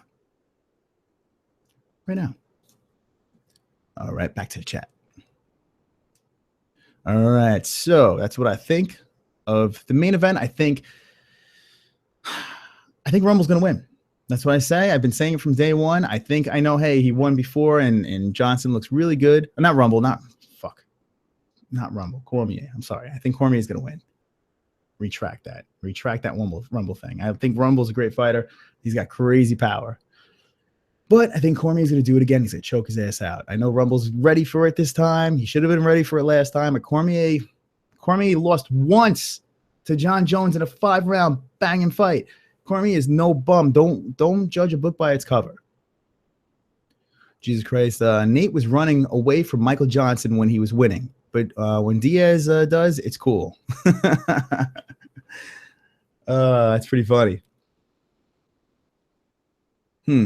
Interesting. When Connor does it, but it's cool when Connor does it. Hold on, let me read that again. I know what you're saying. I knew you were going with that. Nate was running away from Michael Johnson when he was winning. But when Diaz does it, it's cool. When Connor does it, he's a motherfucker gonna hate. No, Connor did the right thing. He did what he had to do there. But the difference is Connor came back around in the 5th round and was like, let's play. Let's go. Oh, 4th round. I'm sorry. 4th round he came back. 5th round. All right. Interesting feedback. I totally didn't think that way of Artem. I will keep a lookout on him. Yeah, he's a cool dude, man. Real cool dude. Real cool dude. Yeah, don't judge that record. He's still got to be tested on the ground. All right, here Artem is legit. Trains with the best also. Keeps improving. He'll do a good run. Yeah, I think he's ready. I think he's mentally ready. And the problem is, too, he was saying because he's always traveling with Connor and doing things for Connor, he has to think about himself. So now he's actually doing his training camps. He didn't travel to New York to see Connor's fight. I think this was the first fight he wasn't in Connor's corner. So now Connor's doing his thing. Artem's focusing on himself. I think a more focused Artem training for himself, I think could be pretty decent things for Artem. Will he be a champ? Probably not, but it'll be fun to watch for sure. For shizzle. Guys, if you're new to this, throw a subscribe, throw a thumbs up. I appreciate everything that you guys do for me, and I return the favor by giving you a little. Oops, let's try it again. Wonderful, wonderful. There we go. My freaking computer sucks. All right. Okay. Oh shit, that's clean, man. Didn't know you had met him. Yeah, cool dude. We met him in Vegas. We were getting like drinks, and he just walked by, and I was like, "What the fuck?" We met some cool people. Check us out on Instagram. You can check out the people that we met. Cool guys. UFC fighters, the best. Bellator, cool. Like any type of fighter in mixed martial arts, totally humble, take pictures, hang out, bullshit with you. Real cool people. And we're doing the Gotham cover party in a couple of weeks. Chris Weidman, Wonderboy Thompson. Unfortunately, Chris Weidman's outcome didn't work out too well, but we're going to be live streaming from the event. So that's going to be cool. You're going to be seeing Frankie Edgar and all these other guys on the East Coast, and possibly Alvarez. There's talks that Eddie Alvarez is going to be there too. So it'll be fun effing around with him a little bit. And we're going to be streaming that live, guys. It's going to be fucking cool, man. We're running a photo booth there. We have a photo booth company. So me and my buddy, we started a business, and we're going to be running the photo booth. We're going to be putting a live stream on there. We're going to be talking a little MMA-holes / business thing. It's going to be a lot of fun. Subscribe, guys. All right. Conor versus Khabib. DJ's not going to see that anytime soon. Conor will not fight Khabib. There you go. He would fight Ferguson instead. I said the same thing. I said, hells, we're on the same page. I said the same thing. I got yelled at by that. But I think if you went both, I think Ferguson deserves it more. I've said it a million times. People just get mad at me. They're all liking for Khabib, and I like Khabib too, but I just think Ferguson deserves it a little bit more. It's not even an argument right now. They're fighting each other. It's going to happen. Khabib and Ferguson, that is. He would be taking a huge chance against Khabib. He would. That would be a huge chance, and it's not. The risk is not worth it because there's a lot of reasons why he doesn't have to do it. Right, Conor? What do you think? Yes, sir. See, Conor agrees with everything I say. Right? Yes. All right. Conor is wonderful, wonderful. He sure is. Okay, what do you think of Khabib versus Nate for the interim? Who wants both belts from Conor? Hold on a second. Holloway, please KO somebody. Yes, I want to see Holloway win that fight really bad. Jesus. Really, really, really bad. All right, let me back up a little bit. Also, what do you think? Thoughts of Khabib versus Nate for the interim belt? I think what's going to happen, I think eventually we're going to see Nate versus Dos Anjos too. I think that's going to happen. I know Nate's like, I'm waiting for Conor. Dude, you could be waiting forever. I feel Nate versus Dos Anjos is going to happen. I really do feel that. Khabib and El Cucuy are going to beat each other up. There's going to be a shakeup over there. An interim belt's going to be thrown in the mix because Conor's taking a break just to buy some time. And I think if Nate beats Dos Anjos again, he's in the mix over there. I don't think he's right in the mix right now. He's just got to be. He lost to Dos Anjos. So I think he's got to beat Dos Anjos. All right. Okay. Marilyn's back. She says, no doubt watching UFC 206, sick card. And I agree. I think it turned out to be a good one. I want to see Kennedy on it, though. I do want to see that fight. Him fight anybody. I want to see Kennedy's awesome. All right, Holloway's a warrior. At this point, he can beat 98% of the division, only losing to Conor and Jose. And think about it. He lost to Conor by a decision. Conor got hurt and beat him by a decision. So Holloway took Conor the distance. Would he beat him now? I don't think Holloway could beat Conor right now, but I do think that Holloway is a beast. I think he's a great fighter, and I do see that belt in his future. He's a young kid, too. Hells yes. I like that. Hells yes from Jesus Christ. But goes the distance all the time. One finish maybe makes Conor to fight him at some point. Okay, there you go. Hells yeah. It's harder to put away at 145. Conor knocked out people because he drops down from 169, carries that power over. Conor's got sick power that it's amazing he fought at 145. It's amazing. You look at him, he looks drained. All right. Oh, no doubt. Tuning into the Gotham Magazine party. Say hi to Weidman and Wonderboy for me. There you go, Marilyn. We will do that for you, Marilyn. And I know you're a Wonderboy person, and yeah, we will do it. Wonderboy's fucking awesome. Real cool dude. Real cool dude. I liked watching him fight. Didn't like my buddy Mike was he's a Wonderboy guy. Like that's his guy. Like, everyone has their guy. Mike's like, I'm Wonderboy. He's team Wonderboy the whole time. And I liked watching Wonderboy fight. I had a lot of respect for Wonderboy, but meeting him, fucking cool dude, man. So nice. And watch the video where he came back after the fight and they gave him the key to the city. Little wussy moment, but he could get away with it. He's such a sweet dude. So someone like him could pull it off. The shit he does for the community with the kids and stuff like that. The guy's he's a good dude, man. Real good dude. Right, Connor? What do you think of Wonder Boy? You think he's cool? Yes, sir. Okay, Connor even likes him. All right, super fight with Connor and Dominic, the two best around those weight classes. Yeah, Dominic would have to go up, and I don't know. I can't see it fucking happening. Hell's no mid Brad Snow. It would be Ferguson versus Khabib. That it looks like that's happening. Khabib will fight Ferguson, and the winner maybe fights Connor. You know, honestly, I think Khabib fights Ferguson, and then they throw an interim belt. I don't think the winner fights Connor. I don't think he's going to be back soon enough. Well, Nate will not get the title shot because Khabib and Ferguson are next. RDA is going to kill Nate. RDA already chopped Nate down once, and he probably will do it again. Jay, RDA will never win again. Feel that way. That's what Jesus Christ says. Laugh out loud. What? Yeah, RDA is not done. He's one losing streak. He's on a losing streak. Yes, he is on a losing streak, but hold on. I'm going to read the comments. They'll probably answer the questions. So he'll never win again. All right, here they go. Difficult to come back, but I wish him all the best. He will lose 2-3 more fights, and maybe they will let him go. Whoa! His record is UFC average 14-7. RDA, hold on. All right, that's Jesus Christ. Hell's Nomad says RDA got chin checked, and now doubts his ability to stand in front of men. That's what Hell says. Stranger's Prison. How you doing? What's going on? Nobody giving a 24-0 record, man. Okay, that's a Khabib comment right there. J Pro J says, what you talking about? He was champ. How you go from champ to getting cut? All right, Jay, I'm on your side with this one. No offense, Jesus. I love you. You're a great guy, but I'm on Team Jay. And Connor, whose side you on? You on Jay's side? Yes, sir. Even Connor's on Jay's side. No respect. We got you, stranger. King Conor Ferguson has more wins and finishes than Khabib. Thank you, my friend. Stranger person, no respect for 24-0. Khabib is already the champ, and Conor knows it's that way. He won't fight him. Yeah. Hold on. Message from DJ Koki. Okay, Toki. Khabib is already the champ, and Conor knows that's why he won't fight him. I don't think Conor's afraid of Khabib. I think he understands the risk in fighting Khabib. And in his mind, the risk, it doesn't work for the situation. I think Dana White sees that too. You could say, yes, Khabib, he's the #1 guy. He deserves a shot. He's not active enough. And Conor's not coming back right now. So Khabib has to fight somebody. He can't just wait until Conor comes back. So he has to fight Kikoy. So it's not even a debate right now. Who wins that fight? That's a whole nother debate. What do you guys think? All right. He's not Johnny Hendricks.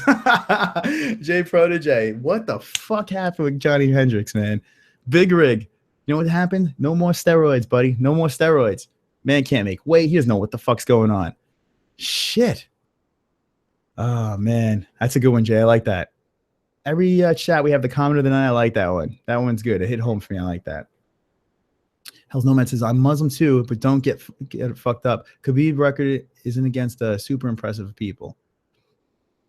Okay. He still is undefeated. And I hate to take anything away from Khabib. I don't think he deserves it. I mean, he does deserve it, but not over Kikoy. Right? Because Kikoy is wonderful, wonderful. That's right. All right, J Pro J says RDA can still win the belt. Okay, he still won the belt back. He was beating Eddie till he got caught. Yeah, well, that fight went a little quick.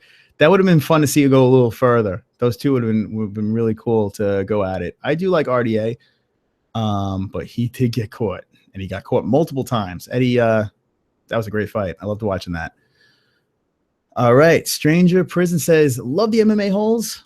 Genius. And you know what, Stranger? You are wonderful, wonderful. That's right. You are, and a happy Thanksgiving to you. Stranger, if you're not subscribed, do it right now. Do it now. Let's check out the subscribers right now. We are at 190, guys. We're trying to get some more subscribers over here. Subscribe to the channel. Drop thumbs ups every Wednesday night, even Thanksgiving Eve. We're on to say hello to you guys and talk MMA. Right now, we're just doing a chat with everybody. We're just bullshitting. I'm just bullshitting in the chat. The first 2 hours, we were running through every single topic in the UFC, talking about everything. And we're a bunch of assholes. And we are pretty... Ellen stuttering again. Okay. Okay, I believe RDA had his pick 2014-50. Now he's fallen. Maybe he's come back strong. I think he'll be all right. I really do. 24-0 in the UFC, a whole nother story. Says Hells, is Rashad Evans done? That's a very good question. Rashad Evans, I wanted you to really fight Kennedy at 206. I wanted that to happen. I don't know what's wrong with him. He's not getting clear, but he says he's healthy. It doesn't make any freaking sense. So maybe he is done. I don't know. All right. Okay, so all right, if Conor can wait, so can 24-0 Khabib, says Stranger. Okay. You know, he maybe could wait. I don't think he can. All right, Nikachu. I think Rashad is on his way out. At this point, he's holding on and just not letting go, says Hell's Nomad. All right. Stranger says thanks. All right. It's hard to let go. Hold on. It's hard to let go of what made you great, but Rashad is way done. Yeah, I'm kind of over Rashad. I'm kind of over him. I don't mind him as a fighter and everything like that, but I kind of over him. I just want to see someone fight Kennedy. I like Kennedy. He's a fucking nut job. Okay, I still think Conor would beat Khabib, though. That's what Brad Snow says. Nikachu. You got the blob face. High five. Conor has a 70% chance against Khabib. That's Hells. Brad Snow says, if Johnson can rock him in the first round, I think Conor will KO him. That's what Brad Snow says. DJ says, someone tell Dana White to stop fucking around with GSP so they can set up a GSP. I think, you want to see GSP Anderson Silva? Yes, that would be perfect. That would be perfect right now. I would love to see that. But it's not going to happen because GSP is fucking around, man. I don't think GSP is under contract right now. Does he want to fight? Does he not want to fight? I usually don't believe Dana White, but this instance, I feel when he says that GSP doesn't want to fight, I really think he's just fucking with us. He says he's coming back, then he's not coming back, then he is coming back, then he's not. Dude, make up your fucking mind. I would like to see you come back, but I don't want to see this drama. Come back or shut the fuck up. Get out of here. Okay. If Johnson can rock him in the first round, I think Conor will KO him. Okay. Wait. If Johnson can wait, this is from Brad Snow. If Johnson can rock in the first round, I think Conor will KO him. So I think he's trying to say if Johnson doesn't rock Conor in the first round, Conor will KO him. I guess that's what you're saying. All right, DJ, someone tell Dana White to stop fucking around with GSP. I think I saw that. Okay. That's a scary man. Okay, hold on. Stranger says, that's scary, man. I said that's a scary man. That's scary, man. If he's brain damaged, he shouldn't fight. That's Rashad Evans. Yeah, I don't know if it's a brain. I don't know what the fuck it is. It can't be good. Two places are like, no, you're not allowed to fight here. I think Rashad can get the 185 belt with with the strongest person at middleweight with amazing boxing and wrestling. He killed most of the guys in the top 10. That's what Jay Protege says. All right, Rashad Stranger says. DJ says they found something wrong with Rashad. MRI. That's correct. But what's the problem? Like, what's wrong with him? I think it is a brain thing, but I don't know. It's a little weird. 2 in a row, and Rashad says he's fine. It's really strange. All right. DJ, dude, you were talking about a fight that was hot like 10 years ago. Well, that's the thing. I think the point he's trying to say is these guys they're kind of there. They're there. So it's kind of like, let's just fucking see it. We wanted to, that fight would have been retarded back in the day, but it never happens, and maybe we'll get to see it now. Is it going to be as great? No, it's not going to be as great, but yeah, fuck it. GSP is an attention whore. Yes, my friend, my man. Yes, sir. Conor fucking agrees. He is an attention whore. It's like, enough's fucking enough. GSP has no idea whether he's a civilian or a fighter, and Anderson is going to need a walker soon after that leg injury. That's what Hell says. Brad, no, I mean, Johnson can rock Khabib in the oh, okay, here we go. Now it makes sense. No, I mean, Johnson can rock Khabib in the first round. If Conor faced Khabib, he'd KO him. Okay, gotcha there. Gotcha. It's called the shadow on the brain. That's from Rashad. Rashad has a shadow on the brain. Court Justice, thank you for the knowledge. Thank you very much. All right, so I'm going to be winding this show down. Guys, you guys are fantastic. I like talking to the new people in the chat. This was a good time. You guys are definitely MMA holes. Remember to subscribe, to like, It was a good time, man. I really had a good time. And now we're 2 minutes away in New York, at least, from a little bit of that, a little turkey. Guys, I hope you have a great Thanksgiving. Even if you don't celebrate Thanksgiving, wherever you guys are from, I hope you have a great day tomorrow or today, because today is now tomorrow for some of you guys, and in 1 minute it'll be tomorrow for me. So that's basically going to be how it works. All right, Hells. It's time for me to check out, guys. Yeah, we're all going to check out. Great chat room. All right, definitely be back. Great, Hells. It's nice to meet you. Nice to hang with you. Guys, thank you for hanging. And I'm going to start this thing up. We are the MMA-holes. Thank you for watching. And remember, subscribe, thumbs up, come back every Wednesday. Have a happy Thanksgiving. Turkey. Thank you, guys. And always remember, don't be an a-hole. Be and let me hear it. I can't hear it. What is it, guys? Don't be an a-hole. I don't hear you. Hello? Anyone there? Don't be an a-hole. Be an MMA-hole. See you later.